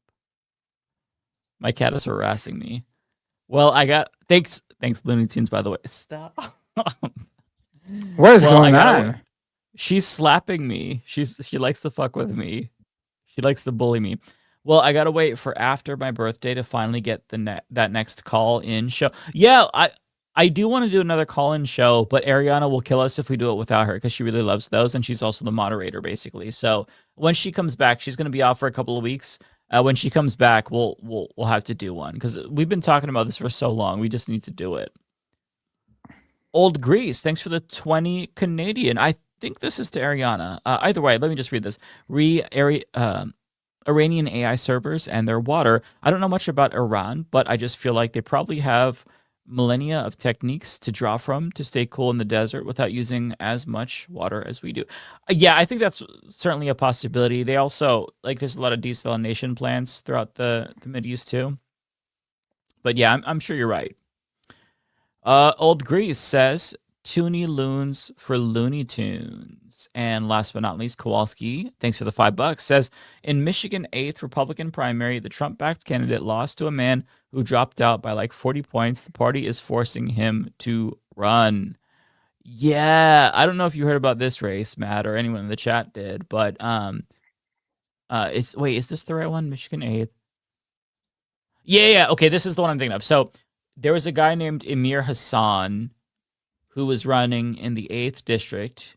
He had Trump's endorsement, but Republicans didn't want to support him because he had a Muslim-sounding name. He was a Christian, but nonetheless, he was a black guy with a Muslim-sounding name, so they said no, and they ended up voting for the old white guy who dropped out like a month earlier. So, yeah, this dude is running against his will because voters are so fucking racist. That's crazy. Yeah, it's really crazy. Trump got a lot of shit on Truth Social for endorsing him as well, which is not surprising, honestly. I mean, it's a cult, but at the same time, you know, they're like, oh, you're allowing them the Islamification of the Republican Party. It just crazy shit. I did a video about this too. But that's the show, folks. Let's see if I have anything on Twitch. Did you have anyone in mind that you wanted to raid? No, we can raid whoever you want. Let's see here. Who's on? Why don't we raid Frogan? Frogan's on. Let's raid Frogan. Sounds good to me. All right, everybody. You have a wonderful week. Wait. Yeah, remember to like the video, subscribe, comment. Bounce on that comment. Bounce on your boy's comment. I'm channeling. Whoa, why are you saying it like Big that? Money Salvia. Channeling big money Salvia. Internet comment etiquette for some reason. It's late, so I'm spiraling. All right, you ready? It says I could raid now. Okay, cool. I just did it. All right. Take care, everybody. We'll see you next Thursday. Peace.